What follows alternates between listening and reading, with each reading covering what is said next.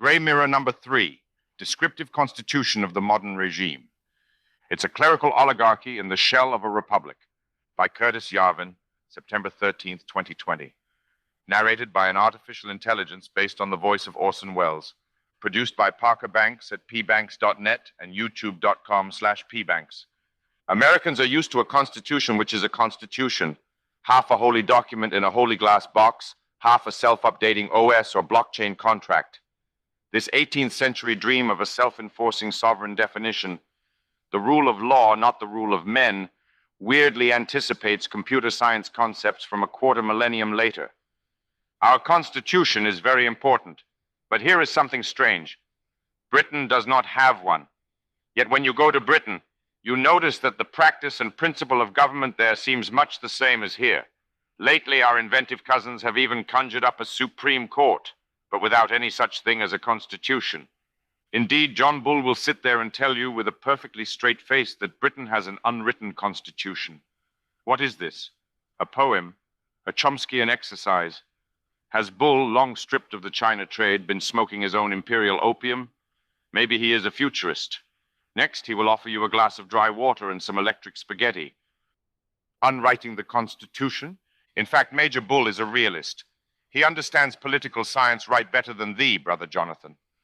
What Bull means by an unwritten constitution is what Walter Bagehot, say Badgett, meant 150 years ago. A concrete description of the habitual practice of actual power in the country. Not what it should be, just what it is. As Bagehot observed, along with Aristotle, Machiavelli, Schmidt, Burnham, and all the best people in between, constitutions drift. Formal and actual power diverge. This makes actual power harder to look at. Power doesn't like to be looked at. Power can be quite happy with constitutional drift. But from a distance, it seems sinister. Can we prevent constitutional drift entirely? Maybe we could write the Constitution down, ideally on some kind of durable material like parchment or even granite. America was not the first country to inscribe its basic law, whether in stone or on Ethereum, makes little difference. Even if it is only memorized in the secret chants of the tribal elders, there is usually some ritually correct prescriptive constitution. When this constitution is obeyed, practical and official power match. Power can be looked at. Anyone who looks at it sees how things actually work. It's a cool idea. But when the actual shape of real power cannot be derived from this ritual inscription, a regime actually has two constitutions, a prescriptive constitution, which is ritually valid, and a descriptive constitution, which is how power actually works. Nothing but human beings can force other human beings to obey stone or Ethereum. A simple case of constitutional drift creates two separate governments, one ceremonial and one operational. Bagehot called these dignified, Queen Victoria, and efficient, Parliament, Cabinet, and Whitehall. Today, our dignified institutions are undignified and our efficient institutions are inefficient. Bagehot's labels would read as satire. Aristotle was a little wordier. My italics, quote, "In many states, the Constitution which is established by law, although not democratic, owing to the education and habits of the people, may be administered democratically, and conversely, in other states, the established Constitution may incline to democracy, but may be administered in an oligarchical spirit. This most often happens after a revolution, for governments do not change at once. At first, the dominant party are content with encroaching a little upon their opponents. The laws which existed previously continue in force, but the authors of the revolution have the power in their hands." End quote. The laws which existed previously are the prescriptive constitution, which has become the dignified or ceremonial regime. The authors of the revolution are the descriptive constitution, which has become the efficient or operational regime. In a simple, good world, constitutional drift would create a compensating force of good citizens who want to make the description match the prescription. In a more complex world, others want to make the prescription match the description. Sadly, even more would rather just pretend that the description matches the prescription. Big John Bull, with his unwritten constitution, cuts this Gordian knot. If post-1688 Britain has any prescriptive constitution, it is, Parliament can do whatevs. The unwritten constitution is whatever Parliament wants to do right now. Since every written constitution is or must become a fraud, better to have none at all, says Bull. Of course, everyone wants to see the unwritten constitution written down. Bagehot did just this. It had not yet been done. He sold a lot of books. Considering Britannia's course since Bagehot, perhaps it were better left undone. In any case, drifting constitutions drift. Whatever was written today is out of date tomorrow.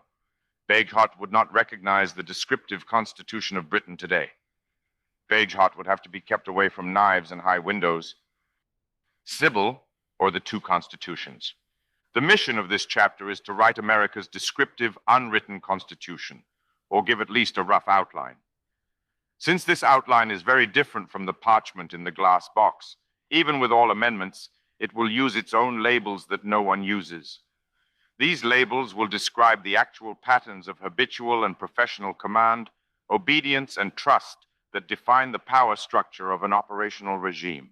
Our diagnosis is more complex than Bagehot's.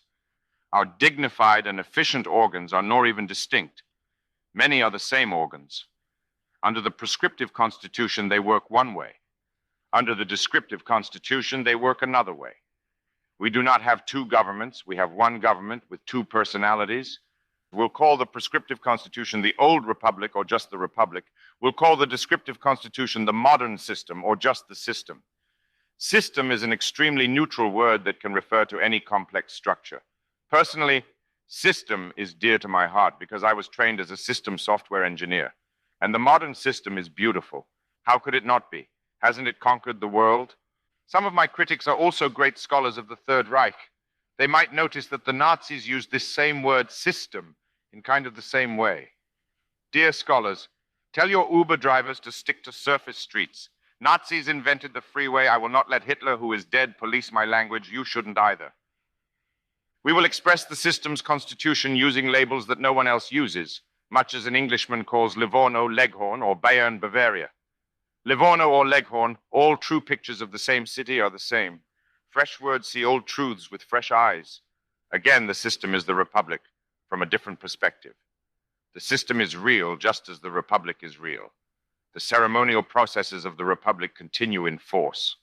The operational procedures of the system have the power in their hands. We can imagine a system that no longer needed the old ceremonies, much as the first Carolingian kings no longer needed their Merovingian puppets. The republic is a shell. Any shell can be cast aside so long as its protection is no longer needed. The system did not kill the republic. Caesar did not kill the Roman Republic. He saved it as best he could. For many centuries, there were still consuls and a senate. He certainly saved Rome. The empire at its best worked quite well. Same with the system. There is just nothing historically weird or creepy about the system. It's a normal thing. It's also an old thing. It does not seem to be functioning perfectly at present. In fact, it seems to be deteriorating, and there is no obvious way to repair it. But if we can define the system, we can at least think about replacing it. Regime change is always possible and always dangerous. At best, a change of regime is the rescue and renewal of a nation. At worst, a disorderly transition in sovereignty is arbitrarily catastrophic.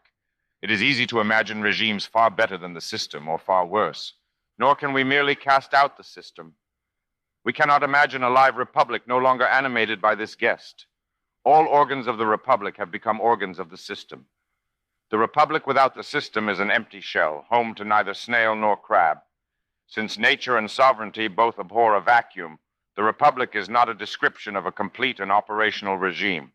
Some other sea creature would have to move in. Sketch of a baboon oligarchy.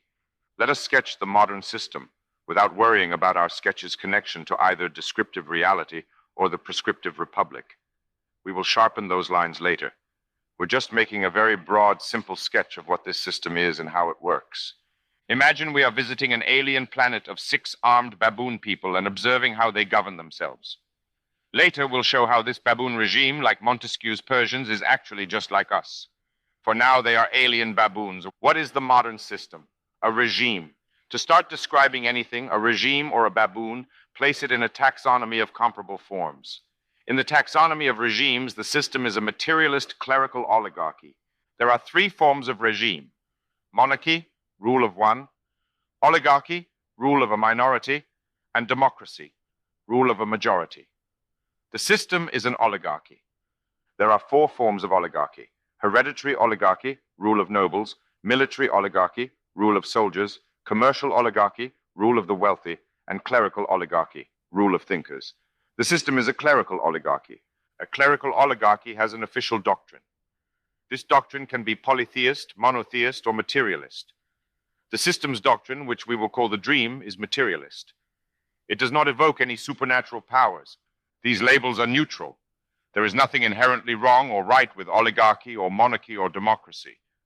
Knowledge work is an essential aspect of civilization. Government is not AA, and no one in the trade needs to believe in a higher power. None of these choices is unusual. Their combination is neither common nor odd. Containing alternate major forms, democracy, oligarchy, and monarchy are not just forms of regime, but forms of power.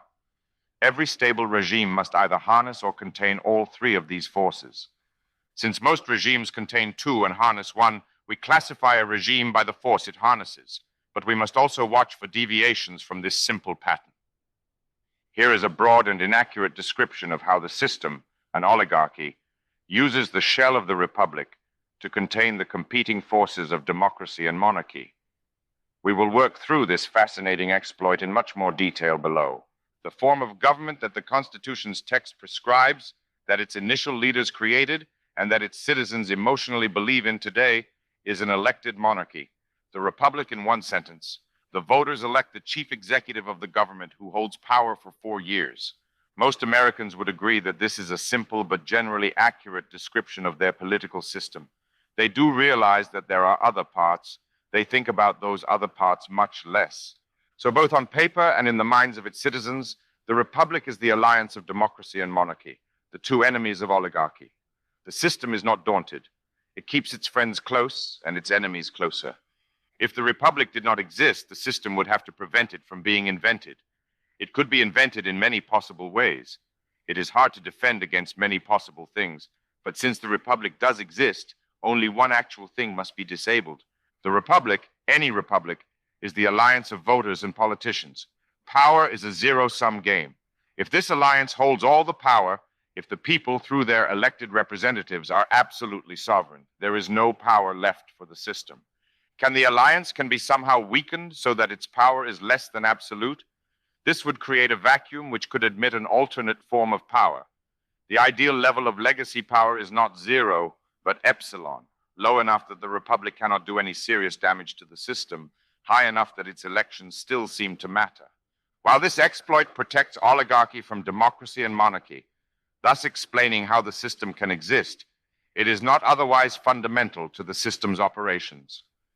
We will start by explaining the system as a pure oligarchy, as if these other forces just did not exist, and there was no republic and no elections, containing alternate minor forms. There are 4 kinds of oligarchy: hereditary, military, commercial, and clerical. The system is a clerical oligarchy. It must contain the potential forces of hereditary, military, and commercial oligarchy, much as it contains democracy and monarchy.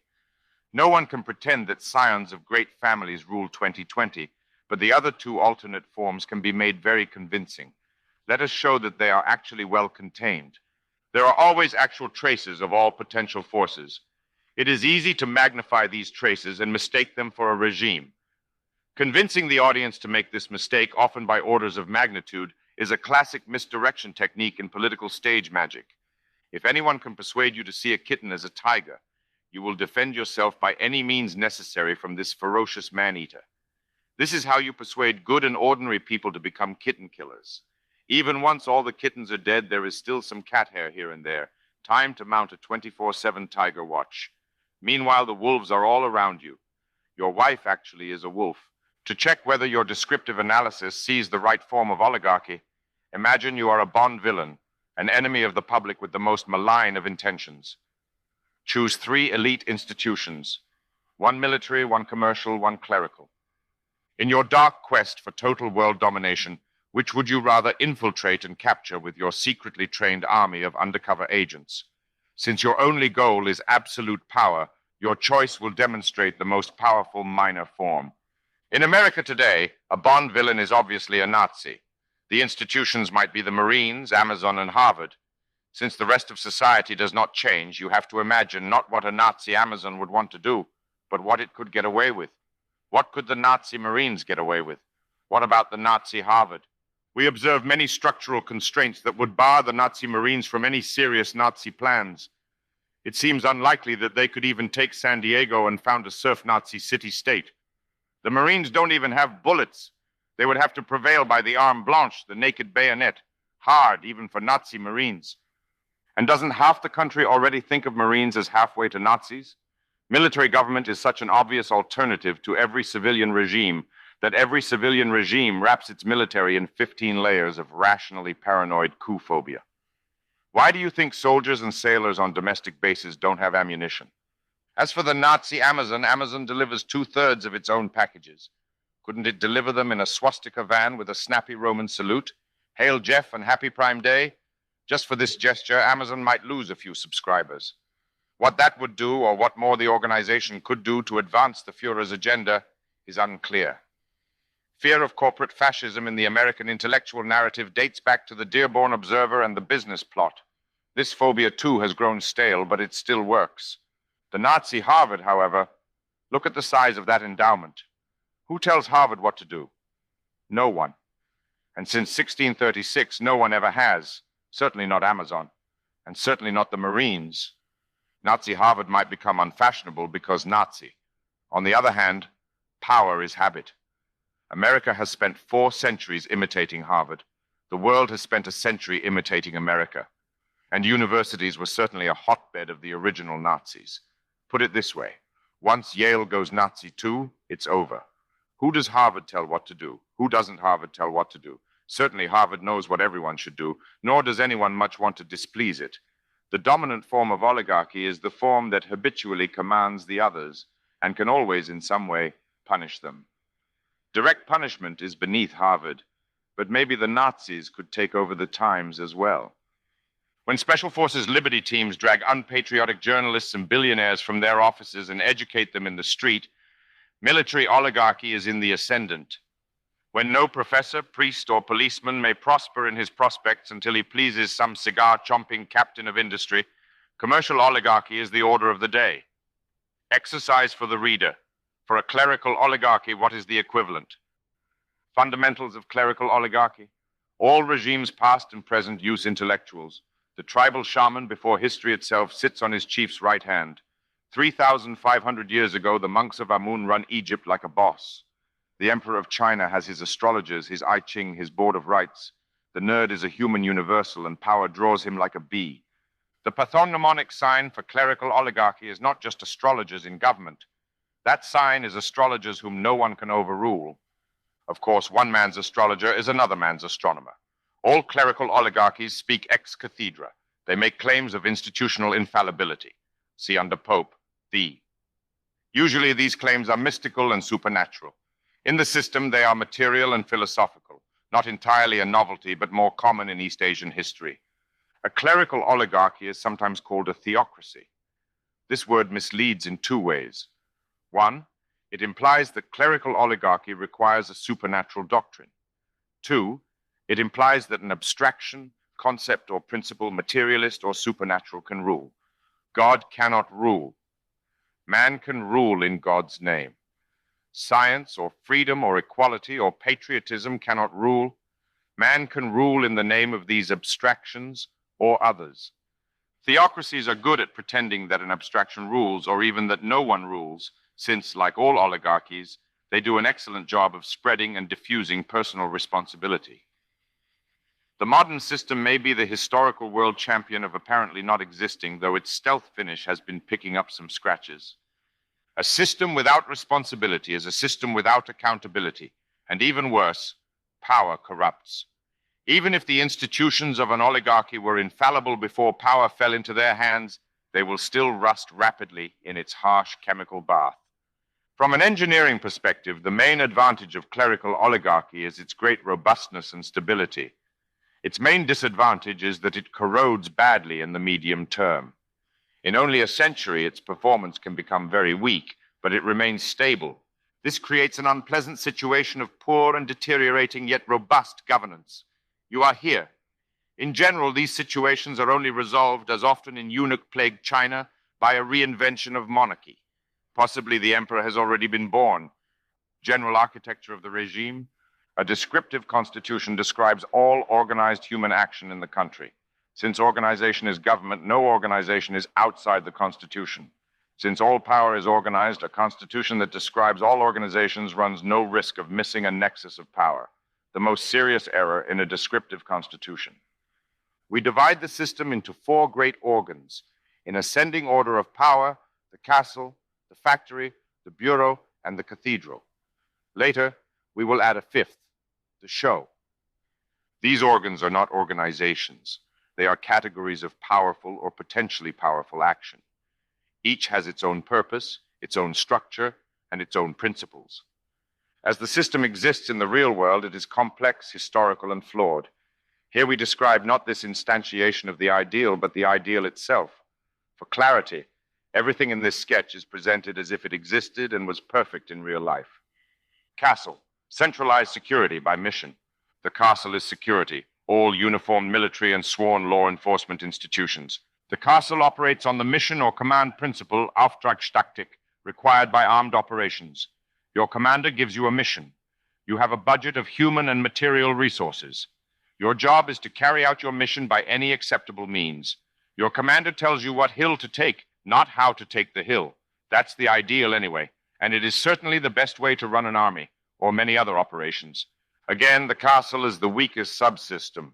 It is profoundly subordinate to the bureau. The military's potential as an alternate nexus of sovereignty is too obvious. Factory, decentralized production for profit. The factory is production of goods and services. All companies, trade and finance, mining and agriculture. The factory is built as an economic war game. Every player is a company, which can be one person or 100,000. Each company is a hierarchical army, operated like an army on the mission principle. The general of this army commands it unconditionally, but a losing general can be replaced by the company's owners. The winners in this game profit, survive, and grow. The losers disappear. New players replace them.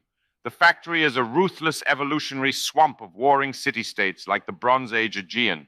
No more effective engine of production has ever been devised. The factory is also subordinate to the bureau, which sets the rules of this war game. Companies compete ruthlessly, but without sword-wielding dawn raids. Because the factory can generate great wealth and money is hard to control, slightly more power flows out from the factory than from the castle. It is not zero, but it is still epsilon. Direct conversion of money into power is called corruption. It is very difficult for any regime to eliminate all forms of indirect corruption. But since the motivations of the factory are inherently avaricious, its corruptions tend to be venial rather than mortal. Corruption for profit is a careless way to make a buck. It may destroy by negligence. It has no destructive drive and is generally without malice. So the factory, too, is well contained, if not perfectly contained. Bureau, centralized administration by process. The bureau is administration, the professional civil service. The bureau operates on the process principle. An army, a company, and a bureaucracy have the same pyramid-shaped org chart. The army and the company execute missions. The bureaucracy executes a process. This looks the same from a sufficient distance. The job of an employee in a process organization is not to achieve an objective set by a leader, but to follow a procedure set down in a rule book. So long as the employee has followed the procedure, the concept of accountability is not relevant. If following the rules produces a bad result, the rule book may need to be updated. The failure does not reflect poorly on either the employee or the rule writers. They both did their best. A mission organization is a chain of command in which initiative flows downward from the top. A process organization is a chain of appeal in which decisions flow upward from the bottom. Every employee encounters exceptional situations for which no rule has prepared them. Every employee has a meta rule for these situations. Call your manager. Both forms are pyramids with one human apex. The apex of a mission organization is a chief executive, like the general of a professional modern army. The apex of a process organization is a decision oracle, like the priestess of a barbaric snake cult. While the oracle's decisions are final, she has no control over what options are presented to her. She does not get to decide whether babies are fed to the snake god, just which baby. Ideally, the snake god could somehow make his own call on this and everything else. Process organizations try not to give any decision to a single person. Ideally, decisions can be made mechanically by a strict rule. Exceptions to this rule can be agreed by a committee. History records few examples of anyone holding a committee accountable, although all effective committees are orchestrated by some sort of informal clout. But clout is much better than responsibility because it is authority without accountability. Mission versus process is not a Boolean, of course. Every large organization has some mission and some rules. It has some sense of initiative, some sense of procedure. But the balance between the two can easily hit 1% or 99%. A process organization may have almost no initiative at all. A mission organization may have almost no rules at all. Our experience with the factory leads us to expect more process toward the leaves of any organization, more mission toward the roots. Food prep at KFC is a procedure. CEO of Yum Brands is a mission, though not a mission like CEO of Tesla. You can also eat at restaurants where food is a mission. They tend to cost more and take longer. The food is better, though. A process organization is different. It is process all the way to the top. At the highest level of the organization, the most talented, ambitious, and successful human beings come together in complex structures which nominally follow rigorous and detailed procedures which they themselves did not create or control, just like KFC fry cooks. Since they are not KFC fry cooks, they absorb all the lessons of Machiavelli and set to work on subverting and manipulating these procedures. In some bureaucracies, this is done for money. In some, for ideology. In the best, it is done just from mere ambition. Since process organizations are generally less efficient, we tend to associate them with an absence of systemic competition. The advantage of a process organization is that it is much more amenable to external control. Its processes can be written by people who do not even work for the organization. In theory, the organization can be controlled by controlling just the rule writers, a much smaller group. If you fear the organization, it may make sense to hobble it in this way. Anatomy of all modern bureaucracies. The Bureau has 3 divisions: committee, building, and chamber. The committee sets the rules, budget, and organization. The building executes the rules. The chamber checks that the rules are properly followed in individual cases and makes new rules when it finds special cases that the rule writers did not anticipate. The universal principle of bureaucracy is that everyone follows the rules at all times. There is a rule for everything. No one makes or gets to change the rules they follow, and anyone who succeeds understands how to respect the rules and how to bend them. The career objective of a bureaucrat is to always be relevant and never be responsible. Personnel is always broken out into a parallel organization devoted entirely to ranking and assignment. The building, like a Japanese zaibatsu, hires for life. Managers in a bureaucracy are handlers of exceptions. They are not pirate captains. They have reports, not minions. They cannot hire or fire people on a personal whim. Power still exists in a process organization, if only for the sake of existing. The process can always be manipulated. No bureaucracy is so mechanical that it is free from office politics, but the substantive stakes of office politics can diminish ad infinitum. The bureaucracy now has 2 ways to dissipate its energies: red tape and backstabbing.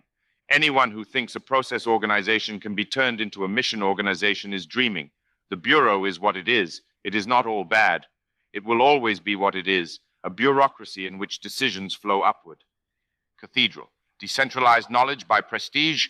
The cathedral is information, truth, philosophy, ethics, narrative, art, and intelligence. Its inner circle, the brain and the voice, includes all professors, journalists, serious artists, published authors, etc.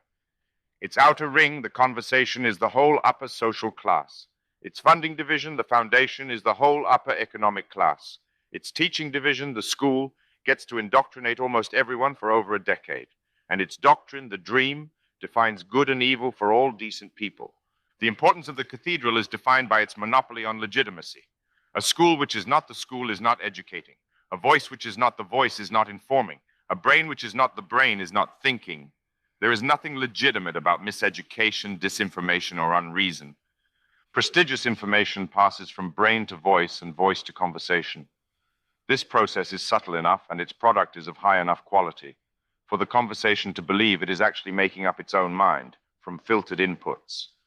The conversation, all of legitimate public opinion, always admires the system. It thinks of this as a completely voluntary and spontaneous critical assessment. And the conversation, which is the discourse of the upper social class, is always the discourse of fashion. For the nobility, rich or broke, fashionable ideas are de rigueur. Against the middle social class, rich, doing okay, or broke, they are political attacks. Épater la bourgeoisie is the official sport of every nobility. It is the role of the weak to accept these attacks, internalize them, and use them to loyally flagellate themselves. The arrows of fashion rain down constantly from every direction. The kulaks cannot resist them for long and will surrender to the nobility's latest definition of cool, not soon enough to be cool themselves.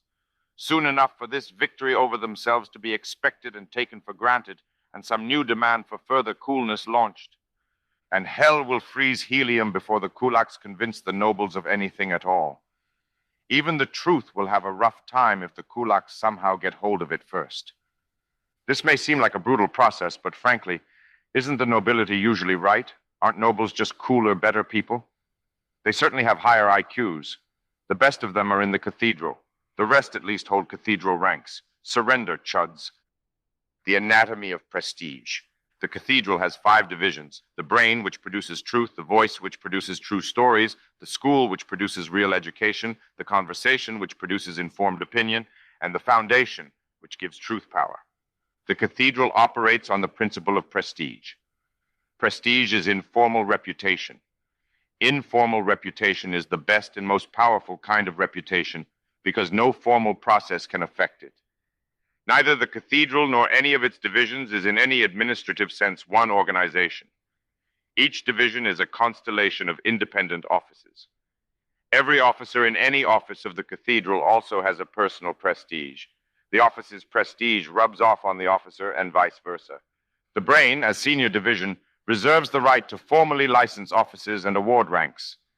Prestige in brain and school is not a strict function of this formal data, but informal prestige is just an adjustment. In the rest of the cathedral, all institutional and personal prestige is generally informal, though no less real. The voice has no formal ranks for institutions or offices. Its prestige model works just fine. People pretend to argue about whether any random room full of desks is a genuine office of the voice. Everyone actually knows. It is still possible in theory and perhaps even in practice to found a new office of the brain or voice. Had its founding officers had already been assigned legitimate ranks by other legitimate offices, the new office might inherit their legitimacy. A similar expansion procedure is employed by the similarly decentralized Hell's Angels. Power enables informality. Since it is usually not a good idea to argue over the legitimacy of someone's angel patch, it is still easy to tell real angels from fake angels. The prestige pyramids of the cathedral are tiered, like Mayan pyramids. All tiers below the top are more or less imperfect copies of the top.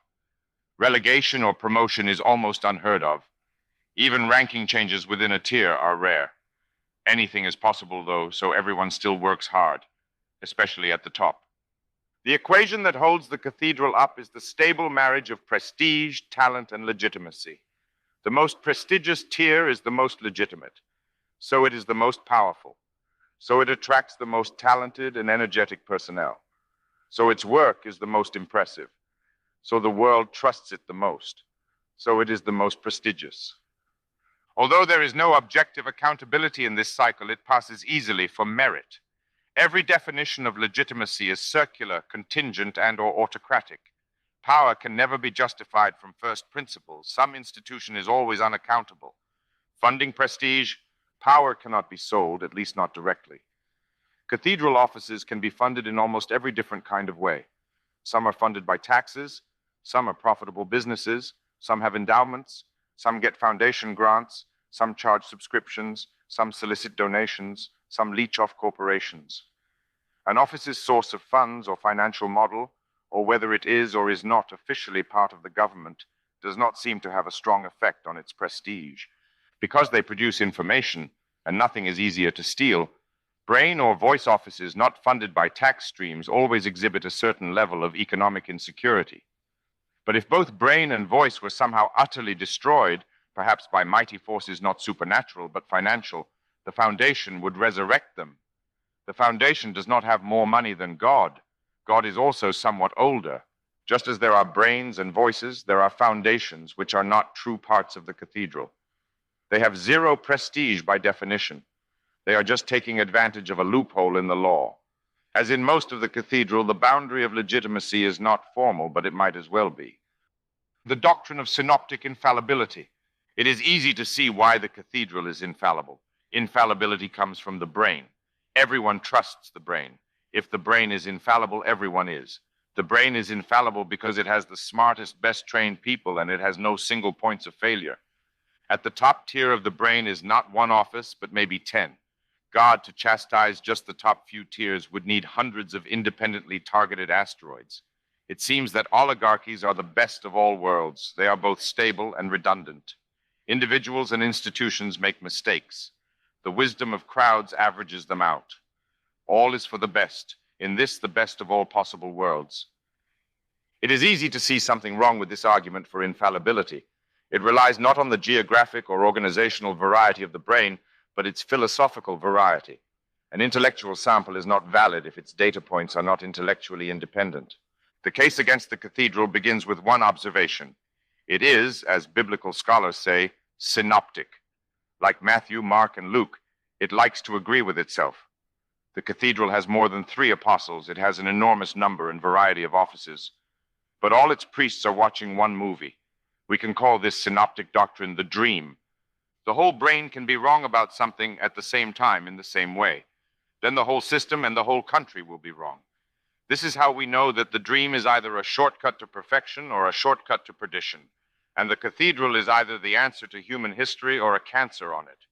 Another reason to question the cathedral is that it solves a problem that no one has solved in 2 millennia.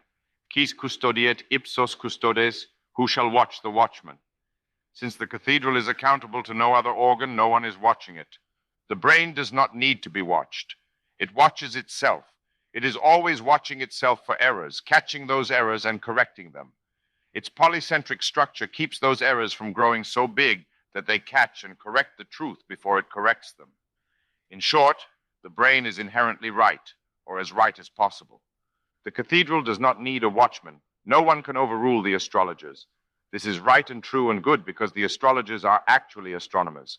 If their astronomy is not perfect, it is only getting perfecter. We will re-examine this theory. From the head down, the cathedral is the head of the system. Every other subsystem respects its authority. No other subsystem has any significant power over it. In concrete terms, the cathedral is the greatest concentration of human talent in the world, present and very likely past. And history has certainly seen nothing like its global power. On the other hand, as the Russians say, the fish rots from the head down. Everyone will concede that the bureau is clunky and inefficient. That's a reason to repair the system, not a reason to replace it. If there is anything seriously wrong, even totally wrong with the modern system, it would have to be a problem with the cathedral. The cathedral is not only supreme, but essential. Every public or private institution in society, if only for convenience, needs a standard source of official truth. Even the bureau does not want responsibility. It does not want to do its own research or judge the research of others. It needs to think as little as possible. It can solve this problem easily by considering the cathedral as infallible. So can many other institutions, right down to digital encyclopedias. And since the cathedral is so awesome, it may have a stronger case for infallibility or asymptotic infallibility, meaning that no process could be any less fallible than any theocracy in history. The increasingly tangible reality of the synoptic dream presents a difficult choice. The dream is not magic. It is synoptic because it is contagious. But contagious like a new idea, a scientific result, a catchy song, or a funny joke, or contagious like a disease. As the dream grows clearer, stronger, and more universal, the cathedral is either marching faster toward utopia or sliding deeper into mania. Wherever it goes, the system follows. Wherever the system follows, the country follows. To answer this question is to read the future. To even try is to know the cathedral and its dream. Integrating the 2 constitutions. We've described an operational government quite different from the prescriptive regime specified by the Constitution. This sketch of a blueprint was intentionally vague and might have described another country, even another planet. Now, let's map the operational system back onto the ceremonial republic. Above, our description of the system was intentionally vague and avoided reference to the terminology of the republic. Now we will freely mix the labels of the two. There are two kinds of organ in the system: internal, inside the formal borders of the Republic, and external, outside the formal borders of the Republic. The internal organs are the castle and the bureau, the military and the civil service. The external organs are the factory and the cathedral, production and information. The most powerful organ, the cathedral, is external. An external organ has the least accountability, but its contact with the execution of government is the most abstract. Like oligarchy in general, this is a political architecture which trades low efficiency for high stability. By no means a historically unusual or even unacceptable engineering approach. Unstable government really sucks. Unfortunately, low and declining efficiency coupled with high and rising stability is also an unpleasant trend. Bureau. Within the bureau, the committee is everyone who writes law or regulations. The chamber is everyone who reviews individual cases. The building is everyone else. If the bureau has a true constitution, it is the Administrative Procedure Act of 1946. The committee is split between the legislative and executive branches. The chamber is split between the judicial and executive branches. The building is the rest of the executive branch. Committee officers in the executive branch write administrative law. Chamber officers in the executive branch judge administrative law. The chief oracle and spokesman of the building, the priestess of the snake god, is the coordinator, who is the president. Decisions which lower levels of the building either cannot handle or do not wish to take responsibility for are appealed all the way up to the coordinator's desk. As spokesman, the coordinator has extensive ceremonial responsibilities.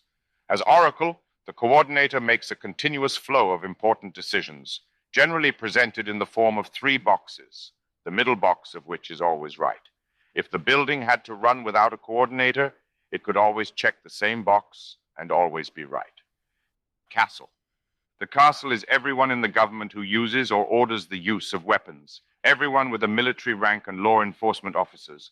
All civilians, as in the Pentagon, are part of the bureau. History is full of examples of how to use the castle as an emergency government. So the castle has to ask the building's permission every time it goes to the bathroom, nor is permission guaranteed. Questioning civilian control of the military, the bureau's control over the castle, DOD's control over the armed services, and civilian oversight of the police is absolute taboo and career death. The castle looks like a weapon that can be captured and turned against the system. It is not. Power is habitual obedience, and the habit of obeying the bureau is ingrained in the castle to a religious level. To rebel against the bureau, the castle would have to degenerate into an indisciplined mob. It is hard to see this happening, and who would want it? The worst periods of Roman history were periods of military anarchy. Factory. The factory is all private productive activity, all of capitalism. It produces or imports everything. The factory is external by definition, which makes it look independent and potentially powerful. But regulating the factory is one of the main purposes of the bureau, and wielding power is not one of the main purposes of the factory. The factory is an herbivore, not a carnivore. It is inherently impotent because sheep do not rule over wolves, even if every now and then some ram gets in a good headbutt. It can also be found bribing Congress, but only with legal bribes, and only for its own economic interests, not to contend for power. Like the castle, the factory need only be noticed in any descriptive analysis of power. But it is worth noting that both have trained many capable commanders. Not all societies have the human capital to stand up a new and effective mission-oriented organization at regime scale. There is a kind of potential power here still. Cathedral. In the cathedral, the brain is academia, the voice is journalism, the foundation is non-profits, the school is education, and the conversation is educated opinion. None of these divisions is structurally centralized, but they are all synoptic. They all dream the same dream. Around each division is a penumbra of bogus, illegitimate institutions which claim to be brains, voices, foundations, schools, or conversations. The folly of these cults is unfiltered, exhausting, and inexhaustible. They are anything but synoptic. There is nothing even remotely like a unified counter-cathedral. It is easy to see why the cathedral is the most powerful organ in the system. First, it is accountable to no one. Second, the Bureau trusts it absolutely, and everyone else is accountable to the Bureau. Third, most citizens trust it too. Fourth, all alternatives are orders of magnitude weaker in the quality and completeness of their information. Everything by its right name. It is hard to understand the idea of government outside the government. Here's a thought experiment that helps illustrate it. Rebrand the Cathedral as a formal government agency. Call it the Ministry of Information. Give its offices numbers instead of names ordered by prestige. People's Newspaper Number 1, People's University Number 1, etc. Its officers, who already saw themselves as serving the public, make it official. They are now formally civil servants. Nothing will actually change about their jobs except that they'll get better health plans. Before, when the offices of the Cathedral were private companies and associations, the special access the Bureau granted Cathedral officers was anomalous. Now it is natural that the official journalists of The Voice have special access to their own government. Before, when the offices of the Cathedral were private companies and associations, the special trust the Bureau granted Cathedral opinions was anomalous. Now it is clear that the official professors of the brain exist to do the official thinking of the system. The point of a Ministry of Information is to know everything and always be right. The ministry's highly rigorous processes make its authentic publications effectively infallible when speaking ex cathedra. No one has a right to privacy against the ministry. Any data it can get, it can use. No one can be punished for giving it data. And the ministry can say anything about anyone, and everyone will believe it. Unless such a strong ministry was kept in check by an even more powerful monarch, we cannot imagine that it would be anything but the strongest organ in the state. Yet as viewed through our own political tradition, it is not even an organ of the state. We realize that it is more powerful to be external than internal, to be outside the government rather than inside it. Such an organ combines private immunity with public authority, the best of both worlds. Cleaning up the conversation, a conversation whose only contact with reality is the story told by the voice, is the picture of the world in the minds of the governing class. True public opinion is always and everywhere the opinion of the highest social class.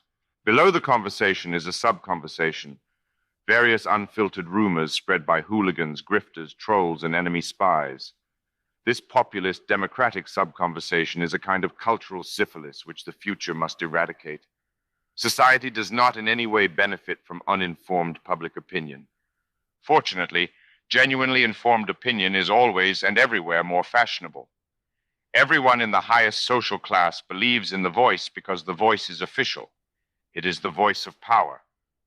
They should not be blamed for this. It is just how nobilities do. And the present fashion of the nobles is the future fashion of everyone. A noble's life purpose is the highest stage on the pyramid of needs, self-actualization. The most obvious way to be self-actualized is to be important, so nobles crave power and importance. So the top social class and everyone who aspires to join them, with a few stubborn exceptions, everyone, is intellectually tied-locked to the latest truth from the brain and the latest story from the voice. The only acceptable dream is the dream, which is pretty strict about its version of the first commandment. This is why, if you have somehow broken out of the dream, you get such a visceral feeling that you are living in a world of remote-controlled zombies. The dream is the ideal future of the noblest, most fashionable people in the world. It really is a nice dream. The problem with the dream is not that it is evil, but that it is impossible. From that era, also a sin, the sin of vanity, all the evil it does proceeds. Hacking is hard. The reasonable reader should still be skeptical. So far, we have only just defined this modern system, a phantom, chimera, or conspiracy imagined out of various bits and pieces of real institutions, public and private. We have described this phantom as if it existed and was in fact in charge. We have not explained why the real regime is this system, and the republic is no more than a dead shell. We have not explained how, somehow without anyone noticing, oligarchy subjugated democracy. Like, when did that even happen? How can oligarchy beat democracy in a democratic country in which everyone considers democracy the highest possible good? It seems impossible. The more we look at it, the more impossible it seems. Most great hacks look impossible. Let's find the exploit that disables the sovereignty of the republic and creates the power vacuum that the system inhabits. We'll switch perspectives, though, and examine the security hole from the Republic's side. The founders and their intent. The natural enemy of oligarchy is the alliance of the two other great forms, democracy and monarchy. Pure democracy is naked mob power, which is easy to suppress because the mob lacks unity or direction. As John Adams pointed out, pure democracy is rare in history and has never lasted long. In America, something like pure decentralized democracy lasted roughly from 1776 to 1789. The Congress of the Confederation worked so poorly that Americans airbrushed our first national government out of our own history books. Periclean democracy in Athens did not last much longer. Other examples of direct democracy are hard to find. An elected monarchy is different because it focuses popular energy into a single decision point that can act coherently. Even in the age of hereditary monarchy, the natural alliance was always king plus commons against nobles, fascism plus populism against liberalism, monarchy plus democracy against oligarchy. This is why the Constitution was A, designed as an elected monarchy, B, initially functioned as an elected monarchy with Hamilton as Washington's Grand Vizier, C, is perceived by voters as an elected monarchy, and D, periodically returns to operating as an elected monarchy, most notably in the 1860s and 1930s. If the drafters of the Constitution had designed the executive branch to be the legislative branch, congressional government, in Woodrow Wilson's phrase, it could easily have called it that. If the drafters of the Constitution had wanted the Supreme Court to be the supreme authority, they easily could have written that. Actually, what they wrote is that America elects a president who manages the whole government and commands the whole military. Moreover, this is how everyone who votes thinks it works. This is the real republic. If it is fake, the republic is fake. This is why everyone sees nothing wrong with saying the President of the United States is in power, whereas they might gulp a little at describing the Queen of England as in power. The founders were no perfect engineers. For example, everyone can agree that they should have realized that the Electoral College, which they saw as a very real organ, a human and deliberative board of directors, could only be a ceremonial nonentity. They should also have realized that both legislative and judiciary branches were constructed so as to easily encroach upon executive power. But their intent was extremely clear, and its initial implementation accurately reflected that intent. The Constitution is an elected monarchy because the Constitution was installed as a right-wing coup. Its goal was to replace the chaotic and ineffective Congress of the Confederation with an effective government that was monarchical and national, while retaining the cosmetic appearance of a federation of sovereign states. Later, this fatal, unresolvable ambiguity produced a war. It worked quite well for most of a century. Many wanted Washington to name himself king. He did not, but his aide Hamilton got to run the government for 8 years, which was enough to found a nation. Later, this same role of temporary monarch fell into the hands of Lincoln, assisted by Hay and Nicolay, a pair of young co-founders, every bit Hamilton's equals. Most recently, it was held by FDR, whose pool of apex power hackers was too numerous to name. All American institutions of government originate in these quasi-monarchical eras, which are prolonged states of constitutional exception or emergency.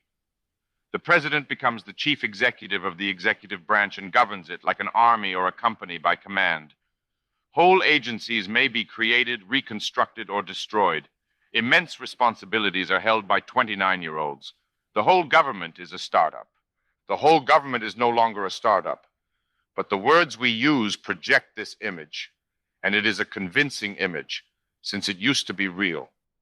A simulation of populist fascism. Between these reboots, monarchy decays into oligarchy. Oligarchy is entropically downhill from monarchy, since power is easier to divide than unite. The end state of this process is an amyloid tangle of Kafkaesque bureaucracy, which only the cohesive energy of monarchical management can heal, excise, or replace. History never repeats. But there is certainly a periodic character to the sequence of Washington, Lincoln, and FDR. It seems that we are quite late in this cycle, so we should expect our regime to be relatively oligarchical. Indeed, we see what we expect. But in the minds of most voters, politicians, and pundits, the quasi-royal power of the presidency remains complete and undiminished. We talk about the office exactly as our president was an elected king. We vote for him as if we were electing a king. and whichever candidate wins, we parse him as a king. Not satirically, we call him the leader of the free world. We say he is in power, just as Aristotle describes the old laws as being in force. We clothe him with the imagined authority to make all kinds of enormous changes to the government, then wonder why he chooses not to. This is why juxtaposing the system with the republic is such a high-wire act. The design that works so well to contain these dangerous forces of populism and fascism, that is, democracy and monarchy, is itself a simulation of populist fascism. Almost everyone takes this simulation completely seriously, which is why it works. The energy that could have gone into the real thing goes into the simulation. Yet the constant risk of this containment device is that the simulation simply becomes real. Yet the transparent barriers that prevent this accident are stronger than most can see. What makes the republic not sovereign? The republic is not sovereign because to be sovereign is to be the strongest. To the extent that any state contains some power that no realistic election can overcome, its form of government cannot be republican. Do you feel in charge? The power standing above the republic is, I claim, the system. Let us walk the battlements that defend the system from the republic. Then you can decide whether, as a voter, you feel in charge. First defenders of the dream. The system's first defense against elections is just to not lose them. While political parties are not mentioned in the Prescriptive Constitution, whose authors despised faction, the two-party system developed so quickly in the early republic and proved so stable that it has an almost para-constitutional patina. When we think abstractly of a two-party contest, we want to assume it is a contest between two philosophies. In practice, we settle for the ugly reality that the shapes of the parties are geographic, ethnic, and/or economic. Every election is a cold war between places, races, or classes. It is not about philosophy at all, only morale. Sometimes the reality is even uglier. A democratic party is the tentacle or proxy of some other power, perhaps even a foreign power. Imagine if the Democrats were really just the party of China and the Republicans the party of Russia. This was more or less the situation in late 18th century America with respect to Britain and France. Now we are the big dog, but foreign proxy parties were also the norm in most other Cold War democracies. Any respectable third world country had a pro-Soviet proxy party and at least one pro-American proxy party. Elections in the system have two parties, deputies and vandals. As is conventional, their conflict purports to be a conflict of philosophies, liberalism versus libertarianism. The student of history is unavoidably reminded of that great Byzantine theological dispute from the 4th century, homoousios versus homoousios. Since neither liberalism nor libertarianism existed in any recognizable sense before the 18th century, they are not lindy and can cease to exist just as easily. Their conflict and even their very existence appear to be epiphenomena of some other reality. Of course, there are many variants of both philosophies, and one can spend a lifetime learning them. The same was true of Marx-Lenin studies, which was even less lindy. The ugly reality of the deputy-vandal conflict is that both are class parties. The upper and lower social classes are deputies. The middle social class are vandals. Philosophy is just the ammunition for this typical human tribal Cold War. As man has evolved from the chimpanzee, simulated combat has evolved from hooting and hurling turds. All hurlers of words should understand the simian roots of political debate. Us and them, Kahama and Casaquila, Marx and Spencer. But the really ugly reality of the deputy-vandal conflict is that only the vandals are a class party. The deputies do not promote the interests of any group, even their own. Rather, the deputies are a proxy party, but for the domestic power that is the system. Deputies always defend the system. Where they seem to attack it, they are only asking it to try harder. Its proxiness would be easy to see if the system were a foreign power, Sweden, for instance. We would notice that in the eyes of deputies, Sweden could do no wrong, except in the cases where Sweden needed to step it up and do much more. Because the upper class is inherently ambitious, it is inherently attracted to strength. Were Sweden strong, they would be attracted to Sweden. That's why the conversation, the polite opinion of the upper class is always synoptic with the voice and the brain. These are the strongest narrative and philosophy, so they are inherently the best. The upper class is naturally loyal to power. The lower class is naturally loyal to the upper class, which naturally returns this loyalty. The middle class is naturally loyal to itself and acts collectively to advance its own collective interests. The upper class acts collectively to advance their own collective power. The lower class acts individually to advance their own individual benefit. So the only party motivated by collective self-interest is the Vandals. The Vandals notice quickly that since the deputies are not motivated by collective self-interest, but individual vanity, which deputies, of course, conceive as individual charity, deputies will happily sacrifice their own collective interests to crush the Vandals. The converse is by no means the case. Unfortunately, being evil often makes evil even stronger. A totally disinterested ruling caste is dangerous. If they paid more attention to their own interests, those interests might at least sometimes coincide with the country's. Instead, individual vanity can easily point them toward collective self-harm. And as the ruling class, their tendency is to take the whole country with them. The Vandals quickly realize that all collective actions which do not involve resisting the system are superfluous. But the middle class is fundamentally herbivorous.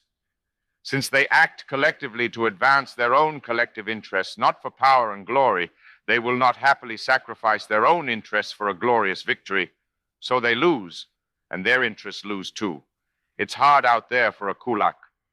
Most of the kulak's collective actions against the system and all of the best are essentially defensive in nature. And those that are not defensive are no more than vandalism. The Vandals often insult the system. Sometimes they manage to humiliate it. Once in a while, they even obstruct it. Concrete and non-trivial damage is quite rare. In the 1930s, we would see vandalism win victories on a scale that seem unimaginable today, even liquidating whole agencies. Where is the Blue Eagle now? The Federal Writers' Project? Nowhere. Vandals in Congress shot them. Of course, back then, the system could create new agencies, too. There were giants in the earth in those days. The system's first defense against elections is not to lose them. Its second defense is to lose them, but only to fake vandals who are 95% deputy. Its third defense is to lose them to real undiluted vandals who are 95% incompetent. Its fourth defense is to elect a new people, adding more deputies to outnumber these pesky vandals. Once all four of these bastions fall, is it over? No. Then the real hacks have to start. The system, we are beginning to see, is quite strong for something that doesn't exist. For the rest of our conversation about the Republic, let's just assume, a fortiori, that the deputies don't vote. All elections all the time are won by real and competent vandals. As we'll see, these barbarian invaders still have no realistic way to damage the system. How to hack an election, executive edition. Imagine that every time you went to vote, the voting machine had a volume dial on it which showed you the power of your vote, from 0 to 10. Of course, your individual vote has almost no power. The dial measures the power of all voters put together, the power of democracy. In an indirect democracy, it measures the power of the office the voters are filling. So long as the election is fair, what else could it measure? And how could we set the dial to 0? We could elect a politician to a job that does not matter at all, like Elizabeth II's job. How could we set it to 10? We could elect a politician to a job that has absolute power, like Elizabeth I's job. While these jobs have the same name, they are not the same job, nor do they have the same relevance. Rationally, we would expect the rational voter's interest in any election to correspond to the relevance of the office it fills. But people still participate in elections that don't matter at all. Basketball fans can vote for NBA All-Stars, and they love to. Not only does the All-Star election not matter, it doesn't even really matter to basketball. But is relevance really the active ingredient? Here's a thought experiment. Suppose we reduce the powers of the presidency, his actual personal control over the actual real government, by a factor of 10. Would voters care about the election 10 times less? Would politicians be 10 times less interested in getting the position? So perhaps relevance is not the active ingredient. Suppose we could turn the power down by 1,000 times. Then, even if we started at full power, we could turn the election into a pointless cosmetic exercise. If the monarchy of Britain, with the same roles, privileges, and duties that Elizabeth II holds today, was instead an elected office, would no one care? Would no one vote? This effectively powerless decoy election would create a vacuum of power. It would mean the old laws remain in force, in that the voters still believe in popular sovereignty, not only as an ideal, but as a reality. but that vacuum could be filled by some other organ, which would have the power in its hands. Wouldn't this go well with a doctrine which teaches that democracy is good and politics is bad? Wild Orwell stuff.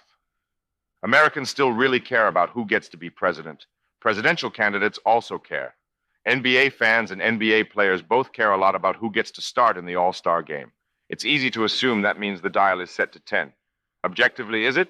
People seem to care a lot about relative changes in the power of the presidency. We often hear that the present occupant of the office is making it much more powerful. The imperial presidency. Even if this story is true, it may not mean what you think. In general, doubling anything, a stock price, a salary, a GDP, seems like a large change. Let's say the power of the presidency under so-and-so has doubled. It is easy to assume that this is a large change. Relatively speaking, it is a large change, and absolutely speaking, it need not be. If the volume was at 5, doubling it is a large change. If the volume was at 8, doubling it shouldn't even be possible. It should cause you to suspect the dial. If the volume was at 0.01 and is now at 0.02, it was negligible and remains negligible. It has doubled, you couldn't hear it, and you still can't hear it. Nice. We are starting to get into the good hacks here. The Power of Democracy, Executive Edition. What's interesting about this analysis is that it is both banal and unusual. It is obvious, but have you ever heard it? And it leaves us with two very concrete questions. First, what is the power volume of a presidential election today? Second, what forces hold it at that volume? We can now answer these questions easily. The volume of a presidential election is the ratio of the power of a chief oracle to the power of a chief executive. Even between presidents as different as the 44th and 45th, perhaps 99.9% of bureau employees did not see their jobs change at all. If we estimate the oracle to executive power ratio as 1/1000th, then double that in a spirit of generosity, the volume of the election is 0.02. You may hear something if you stick your head right up next to the speaker, especially if you happen to be a bat. And there is no way to turn the volume up. The difference between a chief oracle and a chief executive is that the chief oracle is the apex of a process organization. The chief executive is the apex of a mission organization. A mission organization sends orders downward. A process organization sends decisions upward. They are different things. A chief oracle may decide she is really a chief executive and start issuing orders. There may even be a process for her to do so. If there was a process for her to compel the organization to obey her orders, it would be a command organization. Since there is no such process, her orders are not actually orders, just advice. Often, even usually, the crafty and seasoned operators at the top of the civil service find it expedient to comply with this advice. That doesn't mean they want to make it work. Generally, such a chief learns to concentrate all her energy on just one or two projects, leaving everything else to run itself. These projects may even move forward in a desultory and lumbering way. Anything that can be delayed or left undone will be. It is actually impossible to elect a president who is actually the chief executive of the executive branch, let alone the commander-in-chief of the military. There are no executives in the executive branch. The Bureau does not operate on the executive principle, the mission or command principle.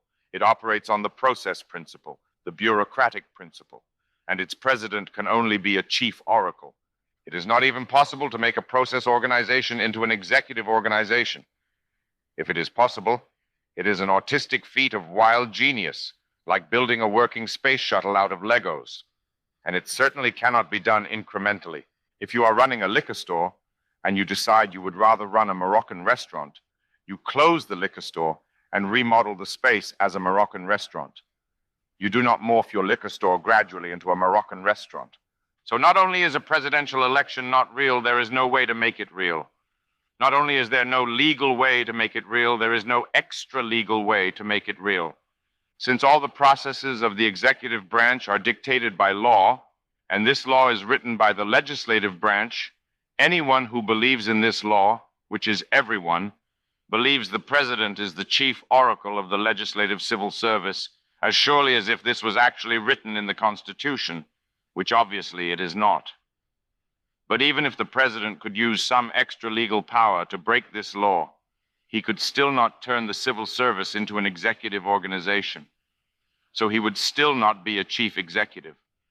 Even by electing a vandal of the utmost virulence, who happens to also be a brilliant, proven CEO or general, and not at all a giant phony, the voters can have no significant effect on the government.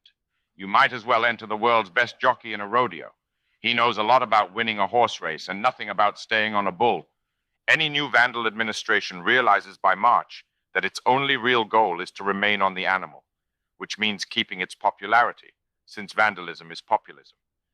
And yet the president was still elected on the platform of winning the Kentucky Derby. He may be the finest jockey in history. The Derby has never been won on any animal that wasn't a horse.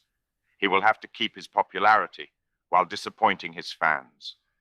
This gulf between reality and simulation requires him to use psychological warfare techniques on his own voters, a vandal-on-vandal backstab which leaves vandalism all the more compromised.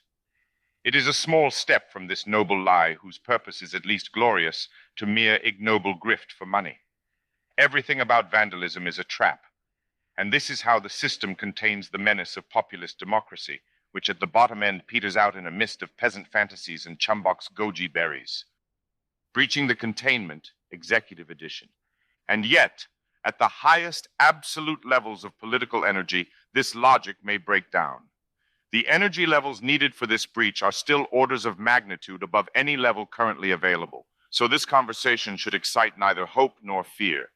To break the containment of democracy through the executive is to cross the Rubicon. Anyone who dares to cross the Rubicon had better cross it in a serious, determined, and effective way.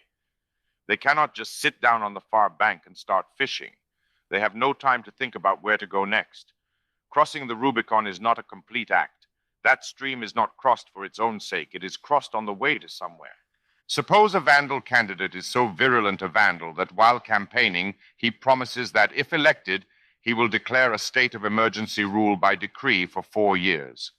To elect him is to elect a temporary emperor like Washington, Lincoln, and FDR before him. Or as he might put it, he will assume his full legal power and take full constitutional control of the co-equal sovereign executive branch, giving full and fair consideration to the wise and interesting opinions of its peers, the judicial and legislative branches. In fact, our new vandal president claims any supposed law that purports to give the judicial or legislative branches parallel management authority over the executive branch is blatantly unconstitutional. It means there is no executive branch at all, clearly contradicting the intent of the Constitution, which gave the House the power of the purse to enforce frugal administration, not to micromanage another branch. Our vandal-in-chief will ignore these unconstitutional laws and take unilateral control of the executive branch, with the same authority over budget, process, organization, and personnel as any private sector CEO. So unlike previous presidential elections, the voters will actually decide who gets to control the government. A real election. One might think this was a genuinely high-volume election. Such is not necessarily so. The emperor's decrees still have to work. By default, they will not. If an absolute emperor sends unconditional decrees to a process organization, his problem of converting it into an effective mission organization is more magical than political. King Canute found that absolute power cannot command the sea, nor can it order liquor store clerks to become Moroccan chefs. An even higher energy level is needed. For the election to reach a meaningful power volume, the voter needs a candidate who not only has a radical plan to take absolute power, but also a radical plan to use it. And the first use of this power cannot be reorganizing the bureau, but rather replacing the bureau. In Lenin's words, not capturing the existing machine, but smashing it and replacing it with a new one. Creating a new mission organization is far easier than refactoring an old process organization, especially given capacity for executive organization that already exists in both castle and factory. Of course, this new organization would still need a plan, but we have gone far enough. This use of the institutions of the Republic is a hack. The system already hacked the Republic. The flaw in this hack is their need to pretend the Republic still exists. The hack that terminates the system may enter through this same imperfection, arguably using the Republic's parchment elections even more cynically than the system itself. It would be idle to pretend that some such hack in any sense constitutes restoring the Republic. It does not. It is only a democratic coup. It completes the Republic's cycle. The Republic is already dead. The next regime has no choice but to bury it. Once the system is the old regime, the republic and its constitution are the old regime. No one will be able to imagine that it lives or could be revived any more than the Stuarts or the Articles of Confederation. The republic will belong to historians, its constitution to antiquarians. No one will damage the actual parchment. But this is all fantasy, of course. Not that in a fantasy world it couldn't work. It could work quite well, although smashing the existing machine is only the start of a plan. And in our world, Lenin's smashing techniques are both unacceptable and ineffective. This plan takes orders of magnitude more political energy than is obviously available. But that lets us see that there is no other plan that works with any amount of energy. How to hack an election, legislative edition. So the system is secure against Article 2 of the Republic's Constitution. But what about Article 1?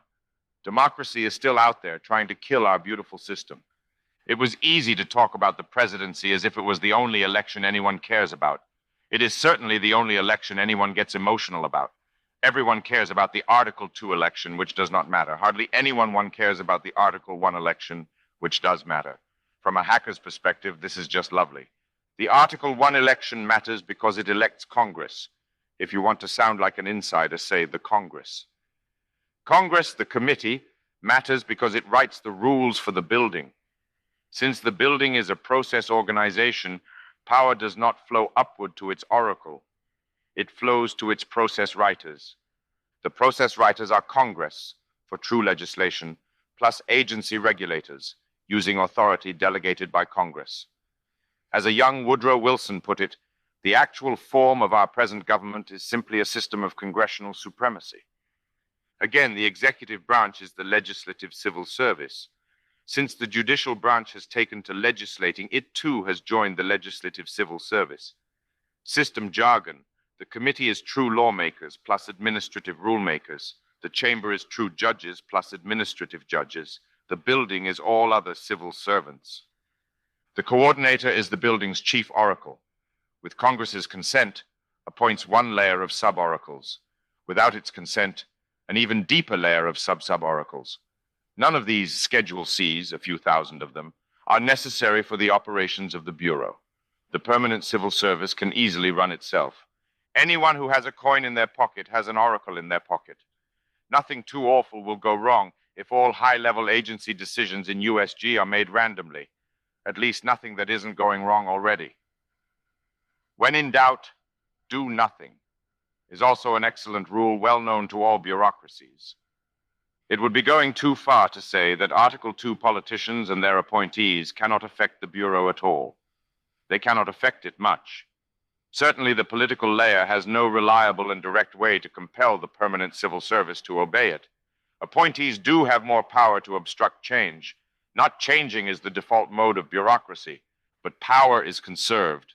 Moving real executive power to the legislative branch is a clever way to defeat presidential elections. It just moves all the democracy risk into legislative elections, out of the frying pan into the fire. Turning down the power volume on the Article 2 voting machine is a great hack. All that power has to go somewhere. It just goes into the Article 1 voting machine.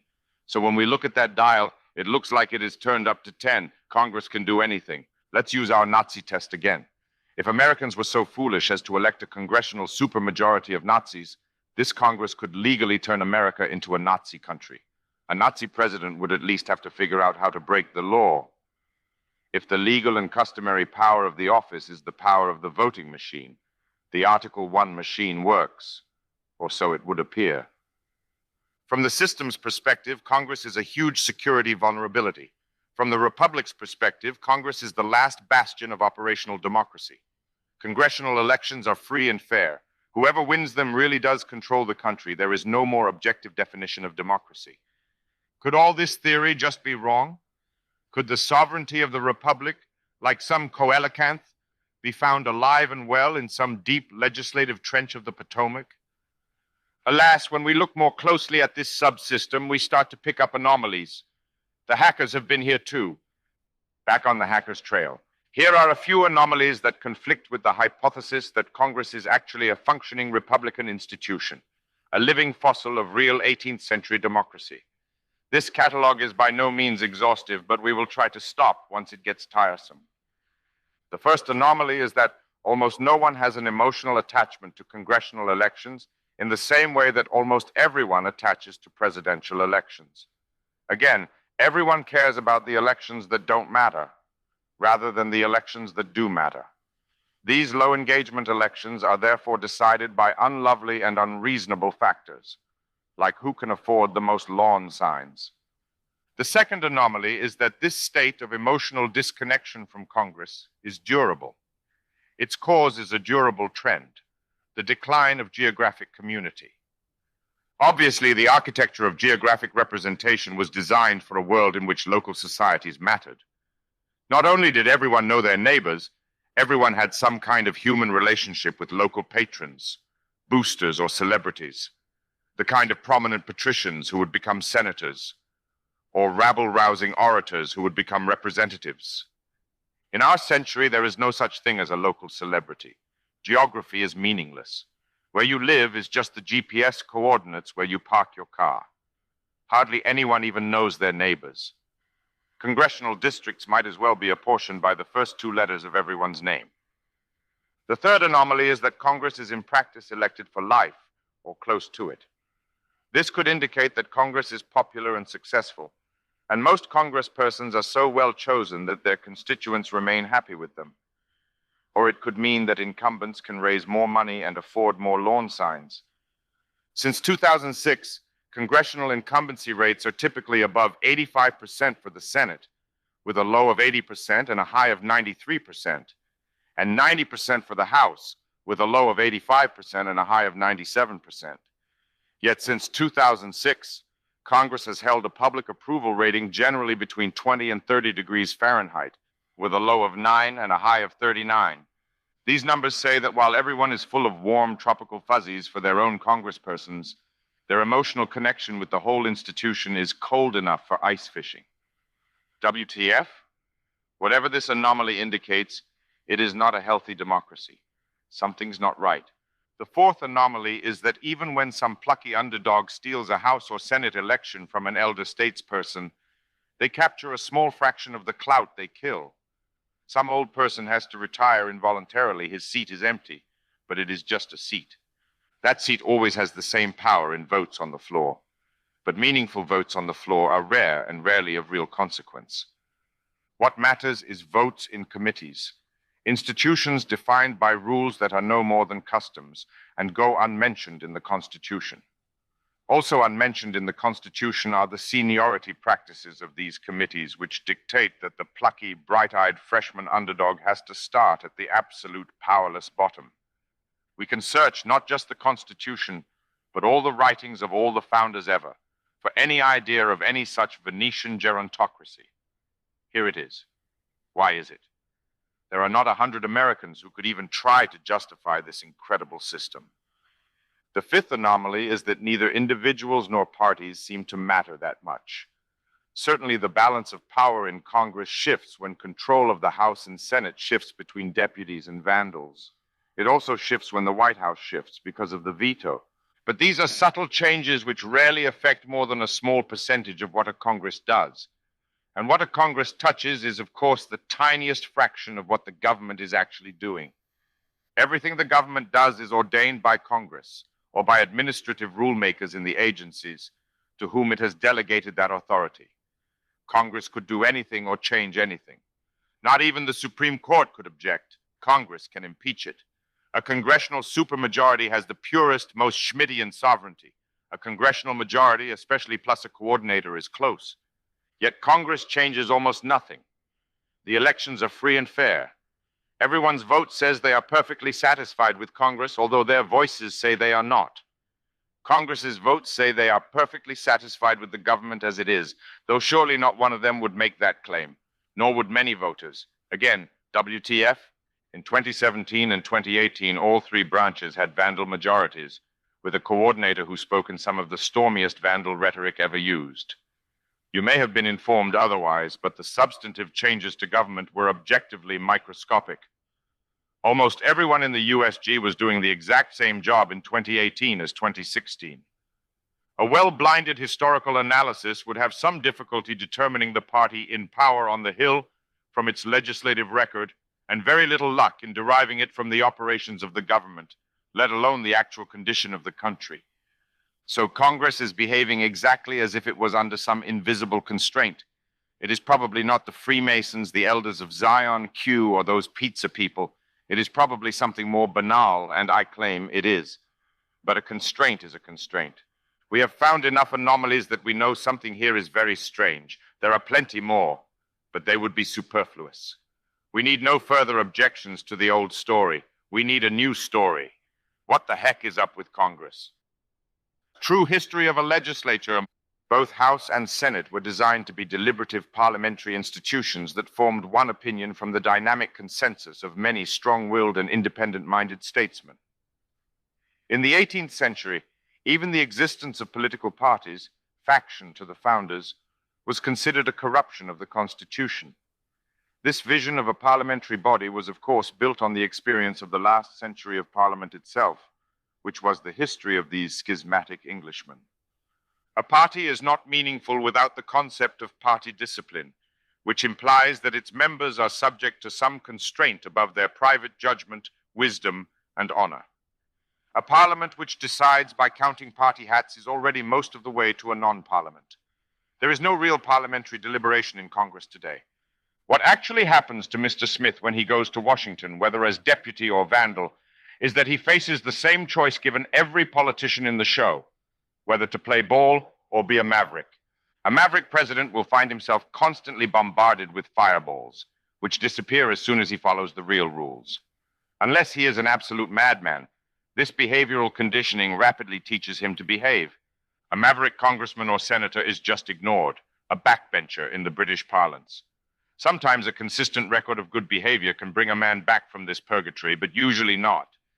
Eventually, his revenue streams all dry up, he cannot afford to pay the TV stations, and he is replaced with a good ball player. Let's assume Reverend Smith plays ball. He has one more relevant decision to make. He has to hire a staff. His party will offer him a fine selection of dislocated, junior, damaged, or distressed Hill staffers, and they will be offered to him. This staff will do all his government work. They will tell him how to think and how to vote. He is, of course, still the head of his own office and makes all the final decisions. Like all elected politicians, even in his own office, he is an oracle, not an executive. He does not achieve a mission, he oversees a process. Reverend Smith cannot chill. He will work long hours. His hours are spent raising money, making connections, looking good, and trying not to look bad. He does not have to care about statesmanship. He does not have time to care about statesmanship.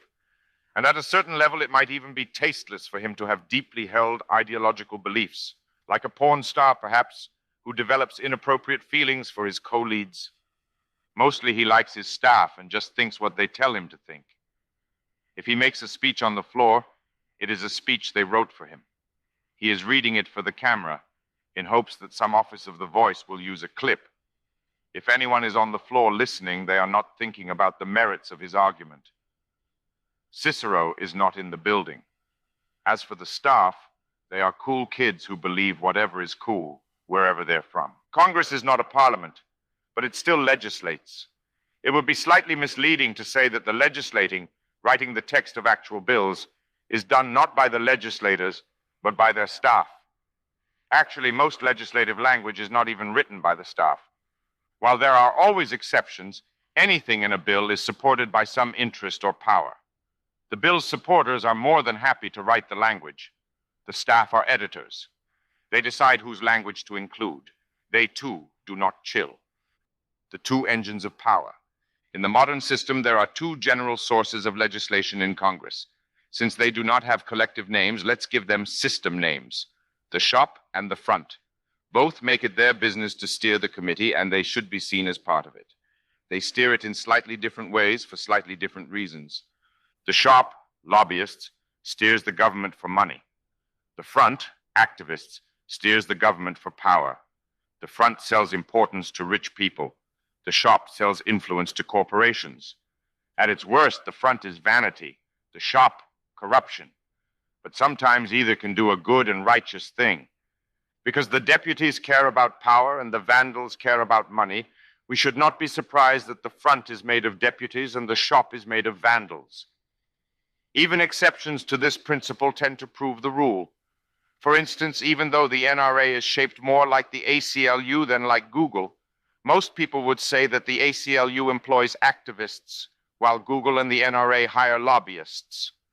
Reverend Smith can ignore either the shop or the front, but not both. In fact, he will do better if he pays some respect to both. He needs donors for all those lawn signs. Donors are aligned with either, and whichever party he represents, he must respect the cathedral, or he will be a pariah to everyone. If he is a vandal, he must at least respect the brain, and he must stay out of the way of the voice. If he is a deputy, his brain is the brain, and the oxygen in his lungs, or at least his political career, is the voice. He must do everything possible to catch the voice's attention. TV is a tough business, so unfortunately it is better if Reverend Smith takes care to make sure every day really is a good hair day. Furthermore, the committee's Reverend Smith is assigned to regulate specific offices of the building. His office will be as effective as possible if his staff has the best possible relationship with the most important people in those offices, and so on. Ultimately, the network of pressures on Reverend Smith has him held captive many times over. The question is not whose wires are attached to him, but whose wires are not attached to him. And when all the force on all these wires is added up, they pull Reverend Smith and the rest of Congress in more or less the same direction they was always going. Reverend Smith, to be as effective as possible, must deal with both sides. As a vandal, he will do by far the best if he grows into a centrist. But if he can still pick a side, he should be a deputy. The deputies have more money and better press. Also, the deputies actually can work surprisingly well with the shop, whereas the front will never touch most vandals. This combination of stable forces produces a centrist Congress which gradually trends left, like the rest of the system. And this is where your vote for Congress goes to die. Reverend Smith is not, cannot be, and will never be anything like a free agent. So you did not elect him to power. So in electing him, you had no power. So the volume on the Article 2 voting machine is also turned down to almost zero, but using a completely different exploit kit. Nice. A brief history of parliaments. Rep. Smith certainly has no time to try to be Napoleon. Great man theory may be true or false, but there are no great men in Congress, nor great women. These people are TV hosts, not little Churchills and Hitlers, let alone Pitts and Burkes. The original idea of parliamentary government in Europe was the presence of an embarrassment of riches in statesmen, nobles, and gentry used to wielding absolute power in their own local domains, now brought together to cooperate in guiding the nation by making convincing speeches that convince each other. If one leader was needed, it was the most compelling speaker, a post that Pitt the Younger obtained on the basis of talent rather than pedigree at 24. This was what a parliament was. This was what a Congress, a frank imitation of the mother of parliaments, was. Not an office building full of anchormen, producers, and lawyers, with a chamber that exists only as a soundstage, making speeches recorded only for C-SPAN and sound bites, passing 9,000-page bills like Gosplan decrees. Like the presidency, the illustrious name of the United States Congress is being worn as a shell by a wholly different organism. The more respect we hold for this sacred name, which generations greater than ours have filled with immeasurable breath and life, the more deeply must we hope for its peaceful and permanent retirement. The Constitution is not a parody of itself. It was written to mean what it said. It was written as a legal contract for a nation of country lawyers. And like any contract, it was written to mean nothing if not fully in force. If I sell you my car and you don't give me the money, I don't have to give you the car. If the Constitution is not in force, the Constitution is void. The actual Constitution is the unwritten structure of real power. This Constitution should be obeyed, not because it is lawful, but because it is powerful. Power is the source of law, and to the extent that power is consistent and predictable, power is law. But if the authors of the Constitution could see the United States today, they would be puzzled and perturbed to think that their document could be considered the blueprint of the regime they observe. And no institution would seem weirder than Congress. Breaching the containment legislative edition. As with the executive branch, sufficient political energy could pierce all these containment devices and turn the legislative branch back into a sovereign regime. As with the executive branch, this plan would take far more energy than is available. If anything, it is a more dangerous and unlikely plan, but it illustrates the difficulty. This effort would have to organize itself as a political party, but not a party like Republicans and Democrats. It would have to be a real historical party with structure and strategy more reminiscent of the Russian Social Democratic Workers' Party, majority, or the National Socialist German Labor Party, or even the Communist Party of the United States. We're looking at a true 21st century Tyrannosaurus. It would not even define itself as a formal competitor to established parties. The party would be happy to run candidates in both primaries, which would just mean it was appealing to all social classes. But it would enforce strict adherence to its party line, and it would disqualify anyone who had ever been associated with the system. Only this structure can produce the party discipline needed to turn electoral victory into absolute power. The same rough design is used by religious and quasi-religious organizations like Scientology, the Jesuits, or the Muslim Brotherhood for the same reasons. Any successful startup is also to a certain extent a cult. Once the party has a supermajority, it will discard all existing legislative rules and personnel, as it has every legal right to do. Instead, it will elect its leader as a prime minister, as it has every legal right to do. Now, the leader is sovereign, legally. If the Supreme Court illegally objects to these actions, Congress will legally impeach it. A congressional regime change is generally much more legal. It need not assume emergency powers, only pass exceptional laws. The supermajority can complete a thorough regime change without bruising even a fiber of constitutional vellum. However, the party has an enormous number of elections to win. Not only does the party's energy have to spread far and wide in space and society, House and Senate elections are staggered. To capture Congress as a whole, the party has to spread its energy across 6 years in time. And once this strategy succeeds, the result is a classic 20th century one-party state. While this design does have certain advantages over the modern system, its track record across the whole century is generally very questionable. But once again, the enormous difficulty of making legislative elections effective shows us how far we are from democracy, or at least from popular sovereignty. The containment election. Having examined both the Article 1, legislative, and Article 2, executive authorities, we return to the question of whether Congress and/or the White House in their current operating condition are best considered as Republican or Democratic institutions. If they are not, what have they become? If it is something bad, how can they be safely disabled? Obviously, Article 3, the judiciary, is explicitly counter-democratic.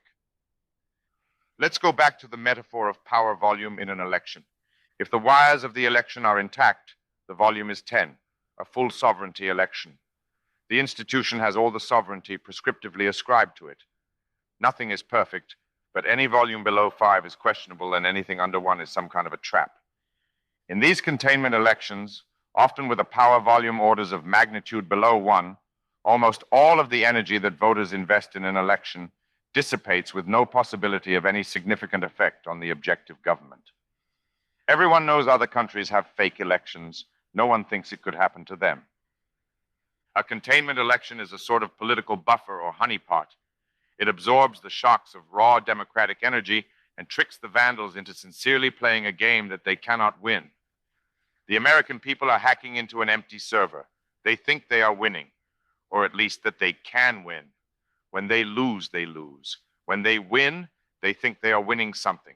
They aren't, but their IPs are getting logged. The pitchfork election. Suppose these containment elections are terminated. The system takes off its mask. It fires all its politicians. It cancels the republic. It operates without its human face. Would this make the system stronger or weaker? It would be weaker. The potential of populist democracy would still exist without any device to contain it. Formal elections are not the only kind of election. If elections did not exist, informal elections could be invented. These elections might be effective.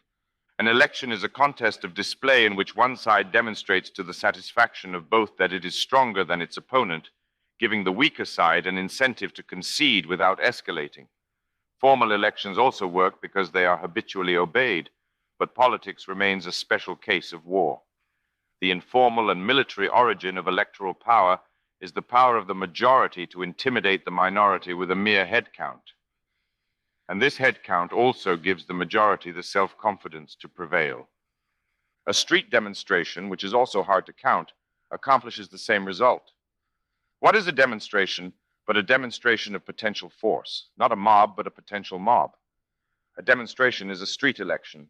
Its count is not as accurate as a ballot, but attending a demonstration is a stronger demonstration of a will to fight.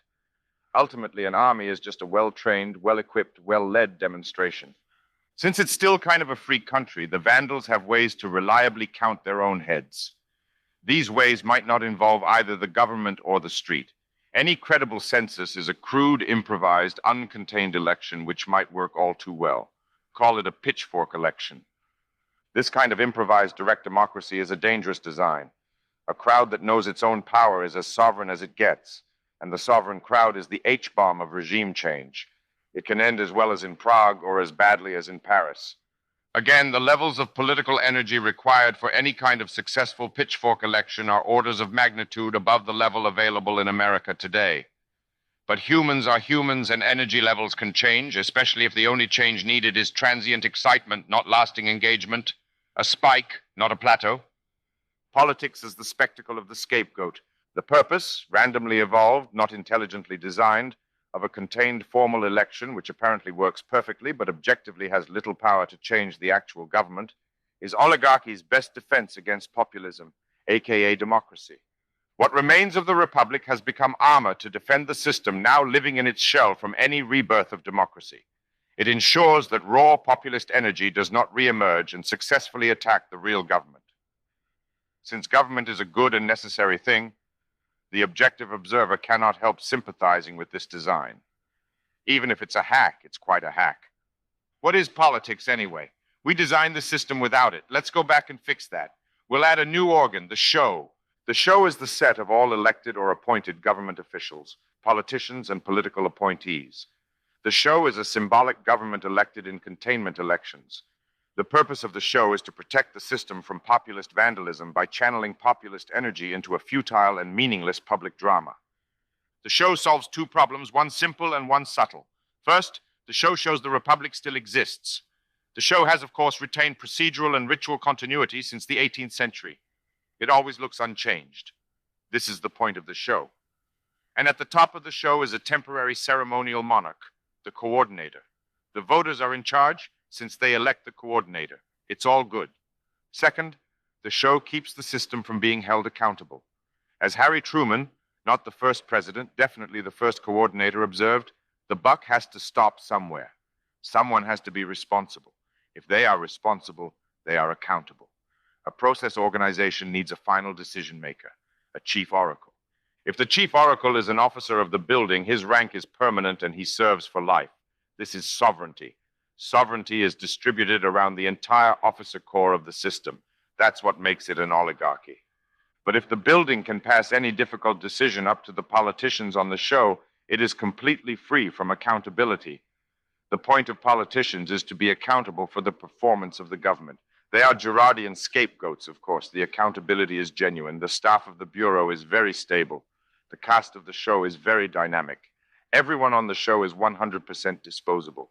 The politicians might make bad decisions, of course. A coin toss might make bad decisions. The public can elect two kinds of politicians. Ones who pick the right staffers, then say and do what their staff tells them to, and ones who don't. The voice is not at all shy about telling the voters which is which. And if the voters pick the wrong kind of politician who gets bad results, the government always works better when the politicians play ball. Isn't the result just a kind of education? Origin story of the modern regime, like, how did this even happen? How did we get this system? This is not a history lecture, but the system needs a quick comic book origin story. In 1944, America's last king, the dying FDR, about to literally conquer the world, chose a nonentity as his successor to implement his pharaonic will that no one would inherit his throne. So he literally chose a nobody as his VP. With this nobody as president, the personal regime of King Franklin would live forever as a permanent oligarchy. With a nobody in the Oval Office, all the wires of personal control, often informal, by which the White House commanded the New Deal and the Allied war machine, would snap and could not be reconnected. The bureaucracy would run itself forever. This act of succession turned a monarchy into an oligarchy and created the modern system. Truman had negative status among New Dealers. Truman was not even ideologically reliable. Truman had even been an isolationist. Truman had suggested that America let the Nazis and commies fight it out. Truman was a petty Southern machine politician without any apparent talents. Truman was a mediocre man with no real talents either. Installing this haberdasher in a White House that no longer ruled Washington, but now instead was ruled by it, would instantly demonstrate the success of the new model and ensure that no successor could threaten the new permanent system. It was also a bit of a flex, as if FDR had nominated his horse, and everyone still had to say nice things about the horse, hence Truman. This origin story is a comic book version. Some of it is built more on inference than evidence. Who really knows what FDR was thinking? He said what he was thinking. He said a lot of things. Nothing FDR said in public or private can ever be taken at face value. A really sound history of his period and his regime has yet to be written. Whether this explanation of the weird Truman decision is true or just should be true, the modern system cannot be understood except by its origins in the mid-20th century. And it is born, or at least takes its current form, with the death of FDR. It is too simple to say that FDR was a king and his successors have all just been actors. But there is no better elevator explanation. Maintaining the illusion of the sovereignty of the show is a core competence of the Bureau. This task changes with election swings. It is a convincing illusion. Rooted in the real reality of FDR, it builds a continuous narrative from real events and people, all the way down to the present day. The show is the greatest soap opera that ever lived. When the deputies win the election and go on the show, in full West Wing mode, there is epsilon space between show and system. So the show has no power, but it will always follow its script. Anyone can script an illusion if the actors stick to their lines. It is simply a fact that the system is more efficient when the deputies are in charge, though it is often more efficient at doing the wrong thing. When the vandals are on the show, the whole building is nominally under vandal control. It is, after all, the executive branch. The task of the building officers is to preserve this illusion without letting the vandals do too much damage. They are professionals in this task, and their adversaries are amateurs. Also, in general, these periods make a much better show and pump up public engagement with politics. This kayfabe politics can and will go on forever until its customers realize it is fake. At a certain level, they do realize their elections are fake. Still not as much as wrestling fans do. And wrestling fans are still wrestling fans. And look at how many words it took to get here. Even the interns at the witch hunting agencies have fallen asleep. The tiger, he destroyed his cage. Now let's shift perspectives and ask how we can break out of this cage. Can we hack the hack itself? Can we turn elections back from a shield against the public to a mace the public can wield, even against the system itself? The interns suddenly wake up. In our discussions of the executive and legislative branch, we have given specific plans to hack the election back. Let us abstract from these details back to general principles. In both cases, the hacks proposed are frankly unrealistic. They may require orders of magnitude more political energy than are currently available. Let's continue to assume that this energy will magically materialize and figure out how we could work with it practically if it did. This will at least leave us one step away from answering the question. And these levels of energy are by no means historically unprecedented. First, let's review the containment hacks which we are trying to subvert. Remember that Article 1 is legislative and Article 2 is executive, though this feels totally wrong. The Article 2 election is contained in a clever way. It elects a chief executive of the legislative branch. All the power of the office is dissipated in trying to command a bureau that is not actually commandable, hammering a square peg into a round hole. This conversion of work into heat is where your vote goes. The Article 1 election is contained in a dumb way, an infinite list of dull, invisible, and effective structural restraints, none of which is sufficient on its own, all of which add up to a robust power valve that protects an oligarchic legislature from democracy. The legislature's power is real. Capturing it by election is almost impossible. Elections can change partisan control, but most business is nonpartisan. Most vandals are compromised. Most challengers lose. Most who win are irrelevant freshmen. Your vote has all these and many other ways to turn work into heat. Article 2 elections are difficult to win, and victory captures a weak institution. Article 1 elections control real power, but control of this power is almost impossible to win. Little energy is needed to capture the executive branch. High energy is required to make the executive branch real. Very high energy is required to capture the legislative branch. But captured, it is already 100% real. Our assessment of the power of the Republic's elections was conveyed by the metaphor of a volume dial. While this is a useful simplification, the actual transfer function, the mapping from energy input to power output, is more complex. It is linear, like a volume dial, only within the present normal range of political energies. At much higher energy levels, orders of magnitude higher than are common today, the containment barrier is breached. The power transfer function enters an alternate envelope, a threshold or step function. The buffer fills up, the circuit melts down, the resistance goes to 0, and the volume goes to 10. The voting machine transmits the full power of sovereignty. On his way out, the operator does not bother to retrieve his coat. The tiger is out, but having breached containment, what does this tiger do next? Art of the autocoup. The Battle of the Crater was a minor but unusual Civil War battle. A Union officer, realizing that the Union had many soldiers with mining experience, created a plan to tunnel under the Confederate line and blow it to hell. After much labor, the mine worked exactly as designed. But the general appointed to command the Union attack was incompetent. He had no idea how to exploit the gap. His soldiers just milled around in the crater until deafened Confederates ran back up and started shooting them like pigeons. Breaching containment elections is an amazing feat and takes an amazing plan. This plan, though, is not really a plan. It is just the start of a plan. Whatever force or organization breaches the containment dome will assume the full powers of FDR, at least. In fact, cleaning up 80-plus years of FDR's legacy system may take more executive power than FDR, who could not quite regard Congress or the court as rubber stamps.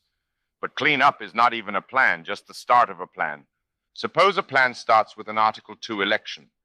This plan must first break through the containment elections and let the people elect a sovereign constitutional president. This president must assume emergency powers and govern unilaterally for 4 years. He must also use those powers to thoroughly dissolve the system. He must also replace it with a new and permanent regime. He must also confirm the death of the Republic. We are not looking at a second FDR, more like a second Akhenaten, or at least an Ataturk. His election will be the end of history as we know it. The system, by its incompetence, has already ordained this national transformation. Who in 2020 still thinks the country is actually okay? I want to meet this person. But until this transformation is ready to happen properly, it is not ready to happen at all. And it will certainly not be ready to happen anytime soon. Actually, winning takes an amazing plan, amazing leadership, and an amazing amount of political energy. Until all three of these factors come to the table, any action at all, legal or illegal, violent or non-violent, respectable or obscene, serious or funny, is a fail. The only exceptions might be legal, non-violent, and funny. Don't fail at any of these. In general, your most effective collective action is nothing. If you even speak in public, don't debate. Speak to only people who agree with you or could. Your adversaries are human beings. If they wake from their political addictions, that choice must be their own. And always prefer private to public speech. This position of political passivism lasts until real change is possible. If you want to work on something, plan. There is plenty to do. Any failed, half-hearted, half-cocked, or unplanned attempt at any kind of regime change is extremely dangerous, both to its personnel and to innocent bystanders, and it makes further attempts much harder. If a normal election of 2016 is like flying a kite, a regime change election is like launching a satellite, which is also, in a sense, flying. Not only is an orbital launch more difficult than flying a kite, its failure modes are way more dramatic. Yet this type of launch, often called an autocoup, is by no means historically rare. Next to the classic military coup, the autocoup may be the most common form of regime change. It is less radical and more likely to lead to a recurrence, but much safer. It is still kind of gnarly, but nothing's perfect. Because of the number of congressional elections, a democratic coup implemented through Article 1 is a much heavier effort than a one-man, one-vote, one-time Article 2 autocoup. But it has more legitimacy since it does not require emergency powers. But it has big logistical problems because of the staggered calendars of House and Senate elections. The effectiveness of this defense is also not an accident. There's no easy answer.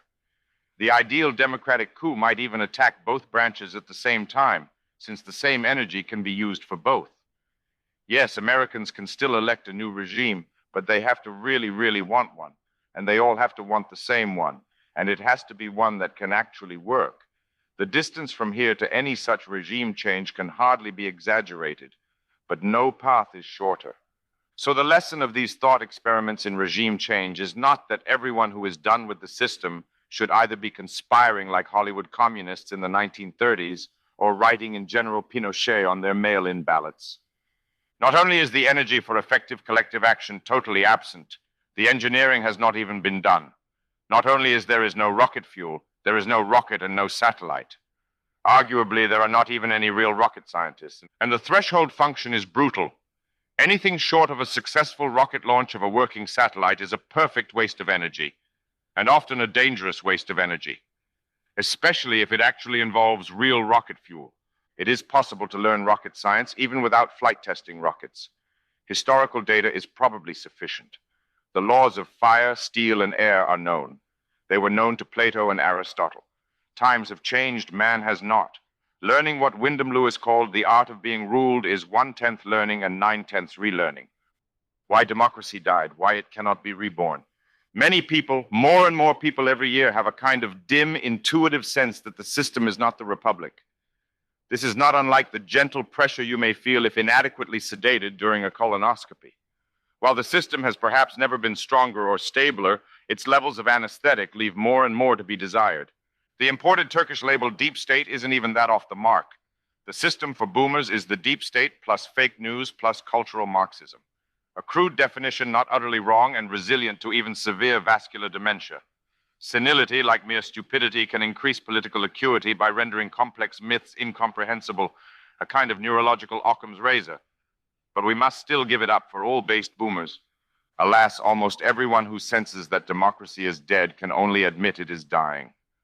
They all come up with the same plan to fix it, restoring the republic. Democracy will shake off the shackles of this parasitic conspiracy, the system, just as the snail shell shakes off the shackles of the hermit crab. Isn't this the obvious plan? The obvious plan, fixing the hack, unironically restoring the republic and using its power to rein in the system.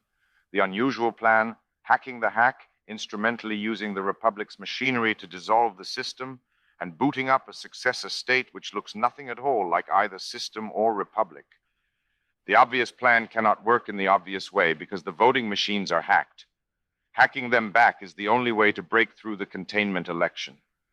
But to hack them is to short out the voting machines and reset their volume back to 10, which means the republic is on again. 18th century, we have a go. Why not just leave it on? Why not just a democratic coup which restores democracy? Both plans have the same problem, lack of democratic energy. Both need far more energy than is now available. Given the same problem, why not choose the obvious? The flaw in the obvious plan. The obvious plan needs continuous energy. It demands that Americans establish and maintain a Norman Rockwell level of virtuous, diligent, and effective supervision over their government, as though Richmond, California in 2020 was Springfield, Massachusetts in 1820. Any political scientist, past or present, will agree that a republican form of government depends on a virtuous people. Since a republic is immortal, at least in the sense that a jellyfish is immortal, a virtuous people will often found one, only to find that a century or two later it has fallen into the hands of their vain, godless, dissolute descendants. Fewer prophets preach to these descendants on how to escape from a republic they are too weak to operate, not least because only the virtuous would listen. No, generally the prophets just go full Jeremiah. But perhaps there is still a useful way to worry.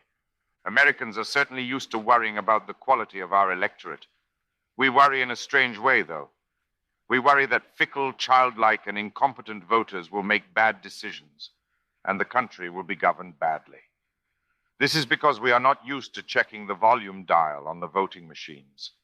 An incompetent sovereign is not a paradox or a novelty. Most historical regimes are hereditary monarchies, a system that produces a steady stream of biological glitches. Child kings, mad kings, mentally challenged kings, and deranged, flighty queens. In any situation in which any sovereign organ, individual or collective, is inherently incapable, from intellect or temperament, of exercising its legitimate responsibilities, those responsibilities will be raptured, covertly or overtly, by some other power. Scottish history is particularly notorious for the use of child kings as mascots for coalitions of rapacious earls. What happens under an incompetent sovereign is not incompetent government. What happens is that real power is taken from this unking, temporarily or permanently, and some other person or persons rule in his name. Any organ incompetent to wield power is also incompetent to retain it. This rapture is exactly what the system has done with the Republic, not temporarily. Children grow up. Decaying societies decay more. And an etiolated republic has a harder and harder time in holding any significant popular attention, a vicious cycle. Why do politicians have no real power? Because the people who elect them have no real power. How can we expect the politicians in Congress to matter when they are elected on party identification plus name recognition? Why do voters keep caring about who gets to be president when they see almost no evidence that the president has any actual power over the real government? The reason the next regime cannot be the Republic is that the next regime starts right away with the people it actually has. The next regime does not have the privilege, like early New England, of ruling a homogeneous society of staunch Puritan pilgrims. It is ruling a population without the culture, habit, or capacity to in any real way rule itself. America, the birthplace of democracy, is no longer suited to democracy. It happens. Better to know it than to keep pretending. History can go on. It must and will go on. We realized this truth in the shape of our institutions 4 generations ago. It is long past time for us to admit it openly to each other. There are communities and societies in America. To call America in 2020 a community or a society would be comical. There are broken fragments of these things around. There are a lot of atoms. There are even plenty of families and some extended families. In some places, there are churches, which some people actually take seriously. There are even isolated traditional communities like the Amish or the Hasidim. But on a social graph, America today looks more like a refugee camp than a stable and thriving national community. And the men in this camp are Nietzsche's last men, C.S. Lewis's men without chests. If the Republic did not exist, no one would invent it. It is not just that this refugee camp would operate the vehicle badly. It is that they are too weak to operate it at all. So it will be taken from them, as it has been. So any plan involving permanently returning power to the American people is not a practical plan. Nature abhors a vacuum. The system will just recreate itself, or something else will create itself. It could easily be something else much worse. Any plan for a revolution that leaves any kind of power vacuum is an incomplete plan. If the designers leave a vacuum and their design is adopted, something fills it. There is always some crab for an empty shell. In this case, it really is better to stick with the regime we have. The virtue of the unusual plan. The unusual plan needs high energy, but the unusual plan does not need continuous energy. It only needs transient energy. In the unusual plan, the people need to care very energetically about their government, but they only need to care once. Their energy curve is a spike, not a plateau. The top of this spike is still very high, but it might be reachable. Voters are the human fuel for the rocket launch of any regime change. For now, they chill. When the rocket is ready to launch, they assemble and file into the fuel tank. When it is time, they burn. They burn together, at one time, in one engine, at one temperature, in one direction, once. They burn hotter than the sun. In a few minutes, they are in space. Then, they chill. Organizing such an energy spike, while difficult, is a very different problem than restoring America's lost Puritan virtues. Such an organization is inherently transient itself. Until there is actually a well-engineered rocket with a functional satellite sitting on the pad with everything ready to go, there is no need to even start accumulating political rocket fuel. Actual rocket scientists, who are certainly not needed in any large number, should not even know what power smells like. A rocket launch has only one chance to work. If we use this chance to try to restore the Republic, we are trying to restore a form we know does not work, and we know was designed for a country more different from ours than any on Earth today. It is possible to send a satellite into space. It is not possible to send a satellite into heaven. Our sentimental attachments to these old forms are noble and respectable. We owe it to our children to leave sentimentality behind in questions of national life and death. There is no other responsible reason to even consider a regime change. The only useful use of the Republic is to launch the rocket that escapes the Republic. Back to the system. After 10,000 words of reminding ourselves of just how dead the Republic is, we cannot help but feel a little love for the system that replaced it. I know how you feel. There is only one reason why anyone would have read this far. But we cannot criticize the system until we admit that the system is beautiful. Anyone who dreams of political engineering must admire its massive concrete piers. It was not built by any one designer or really built at all. It was needed. It evolved. But to appreciate evolution's beauty, we have to anthropomorphize it, empathizing with an architect beyond our imaginations. It is certainly not true that the system killed the Republic. The system was born inside a dying Republic. Something had to be born. Something worse could have been born. The system established a new world order. Mankind made it into the nuclear age without any serious nuclear warfare. The system evolved because it was needed. It has more than earned your respect. Even if you loathe and want to erase it, respect it. But the system remains a product of early 20th century political engineering. It is no longer capable of significant change. It is by no means without flaw, and it cannot be objectively considered immortal. All regimes consider themselves immortal. If we want to do any kind of 21st century political engineering, we must understand as clearly as possible why the system doesn't work. Why it doesn't work. The system's main design error. The cathedral has authority without accountability. The cathedral holds everyone in the system responsible. It is responsible to no one. It has to be perfect. A helicopter has one nut, the Jesus nut, which holds the blades on and the bird in the air. The cathedral is the Jesus nut of the system's sanity and ours. Its architects had classical educations and understood the problem of quis custodiet ipsos custodes, who will watch the watchman. They tried to solve it by structuring the cathedral as a decentralized network of prestigious institutions, each watching and being watched by all the others. They thought that this network would be permanently self-maintaining and even self-improving, with no single point of failure. The cathedral would be a marketplace of ideas, an infinitely self-renewing, self-improving garden of the mind. The brain would be a marketplace of scholarship. The voice would be a marketplace of stories. In this marketplace, the best scholarship and the truest stories would blossom and shine out through high windows to enlighten the dull, dirty, and ignorant masses below. Everything at any time might not be perfect, but it could only get better.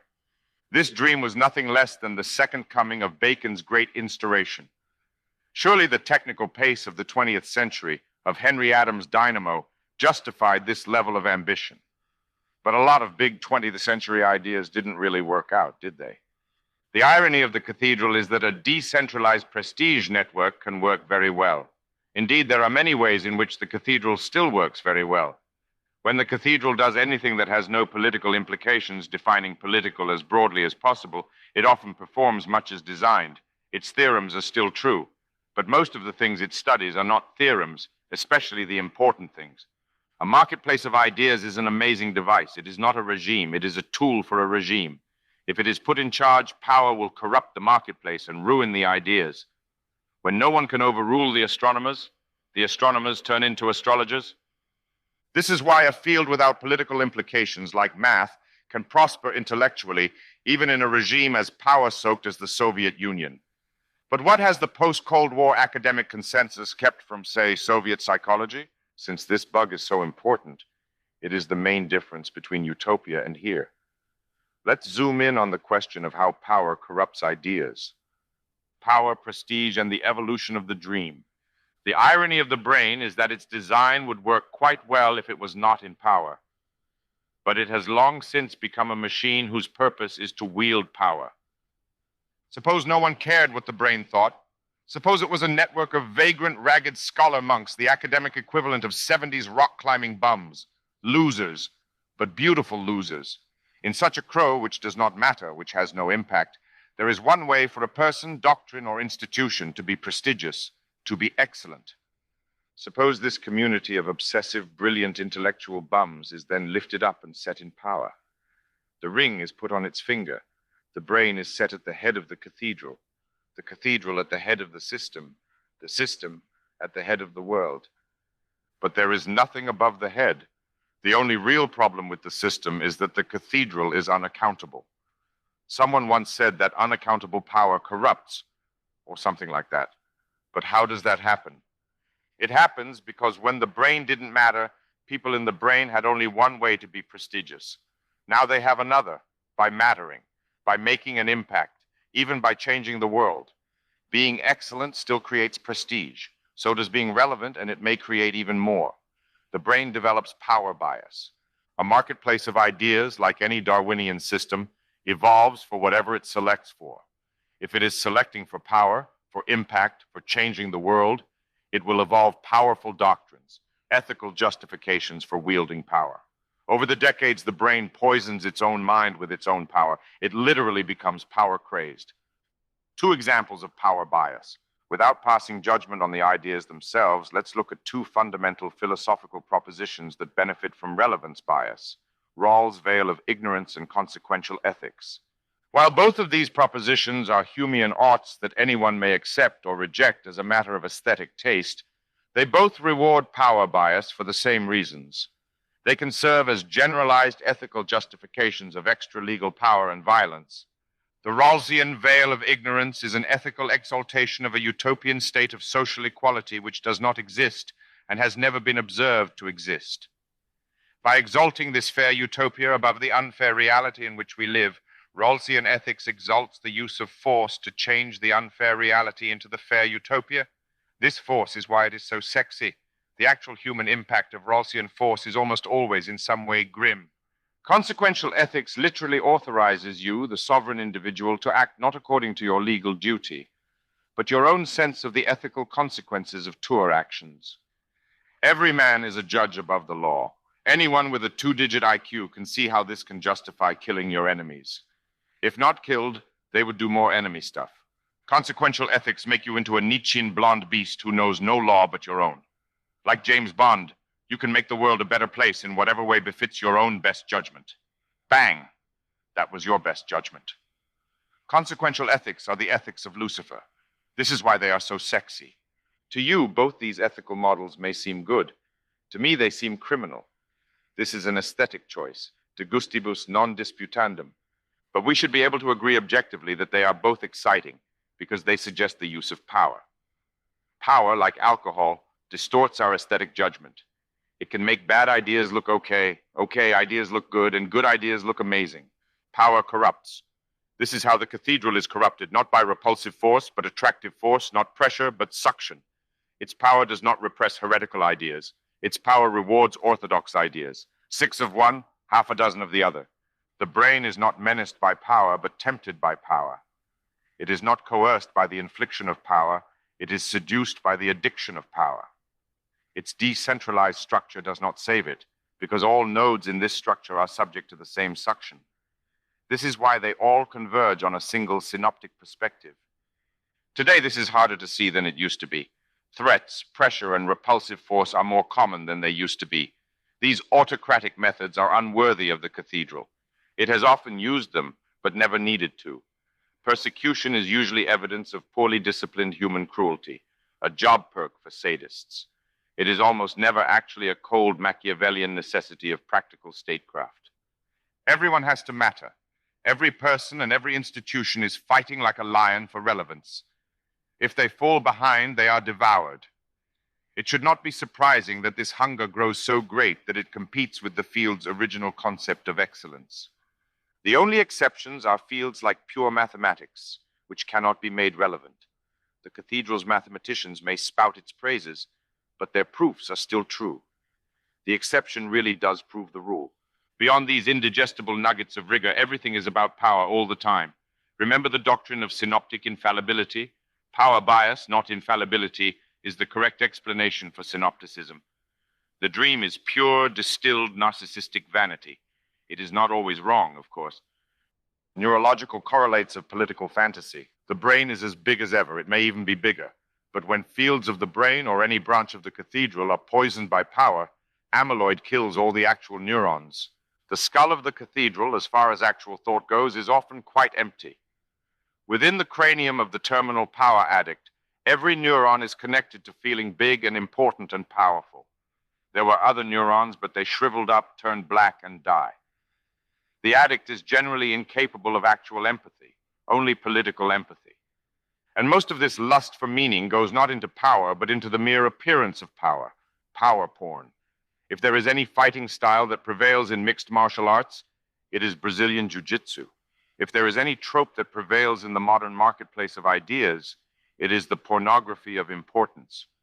Understanding this force is the way we parse the dream. What does every dream in the dream have in common? It makes the dreamer feel important, often in an abstract way that just feels like being a good person. It may seem amazing that in the early 21st century, reasonable people measure their own and each other's moral worth by which political party or movement they admire. But this is historically normal. Why should our own period be above history? When we drive down a quiet suburban street and see a row of deputy slogans on lawn signs, we are to some extent looking at Havel's greengrocer. I am afraid and unquestioningly obedient, but not so much, not yet.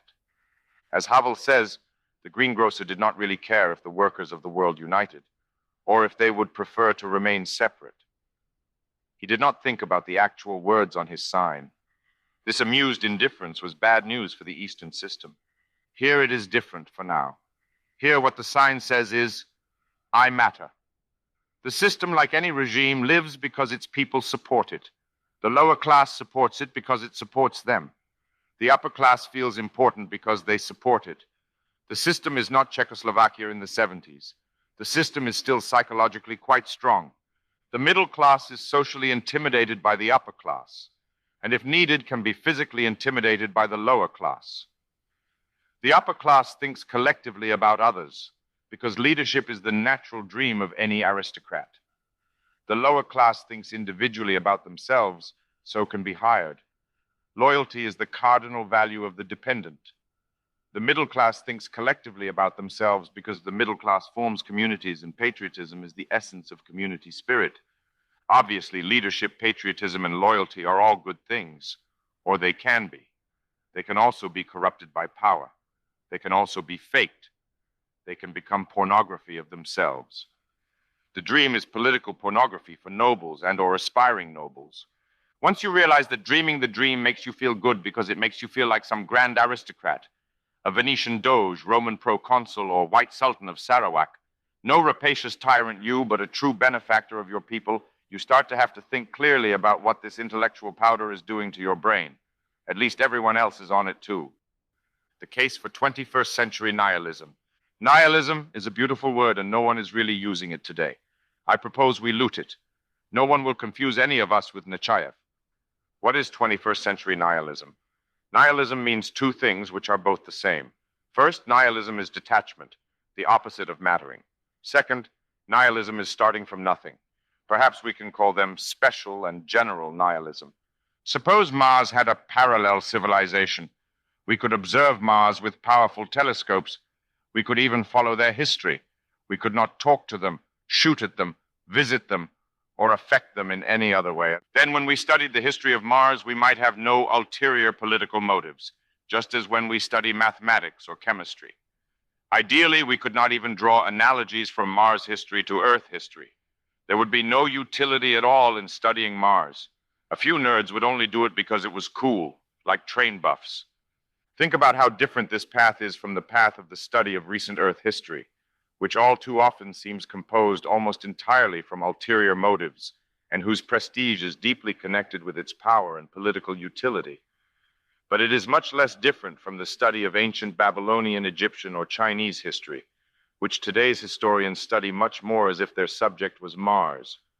What if we studied Earth this way, without any interest at all in affecting it, for better or worse? We would have to affect this disinterest. It would at some level be a pose. But people are good at posing. A pose becomes a ritual. A ritual becomes a habit. A habit becomes our nature. The habit of nihilism is the habit of not mattering.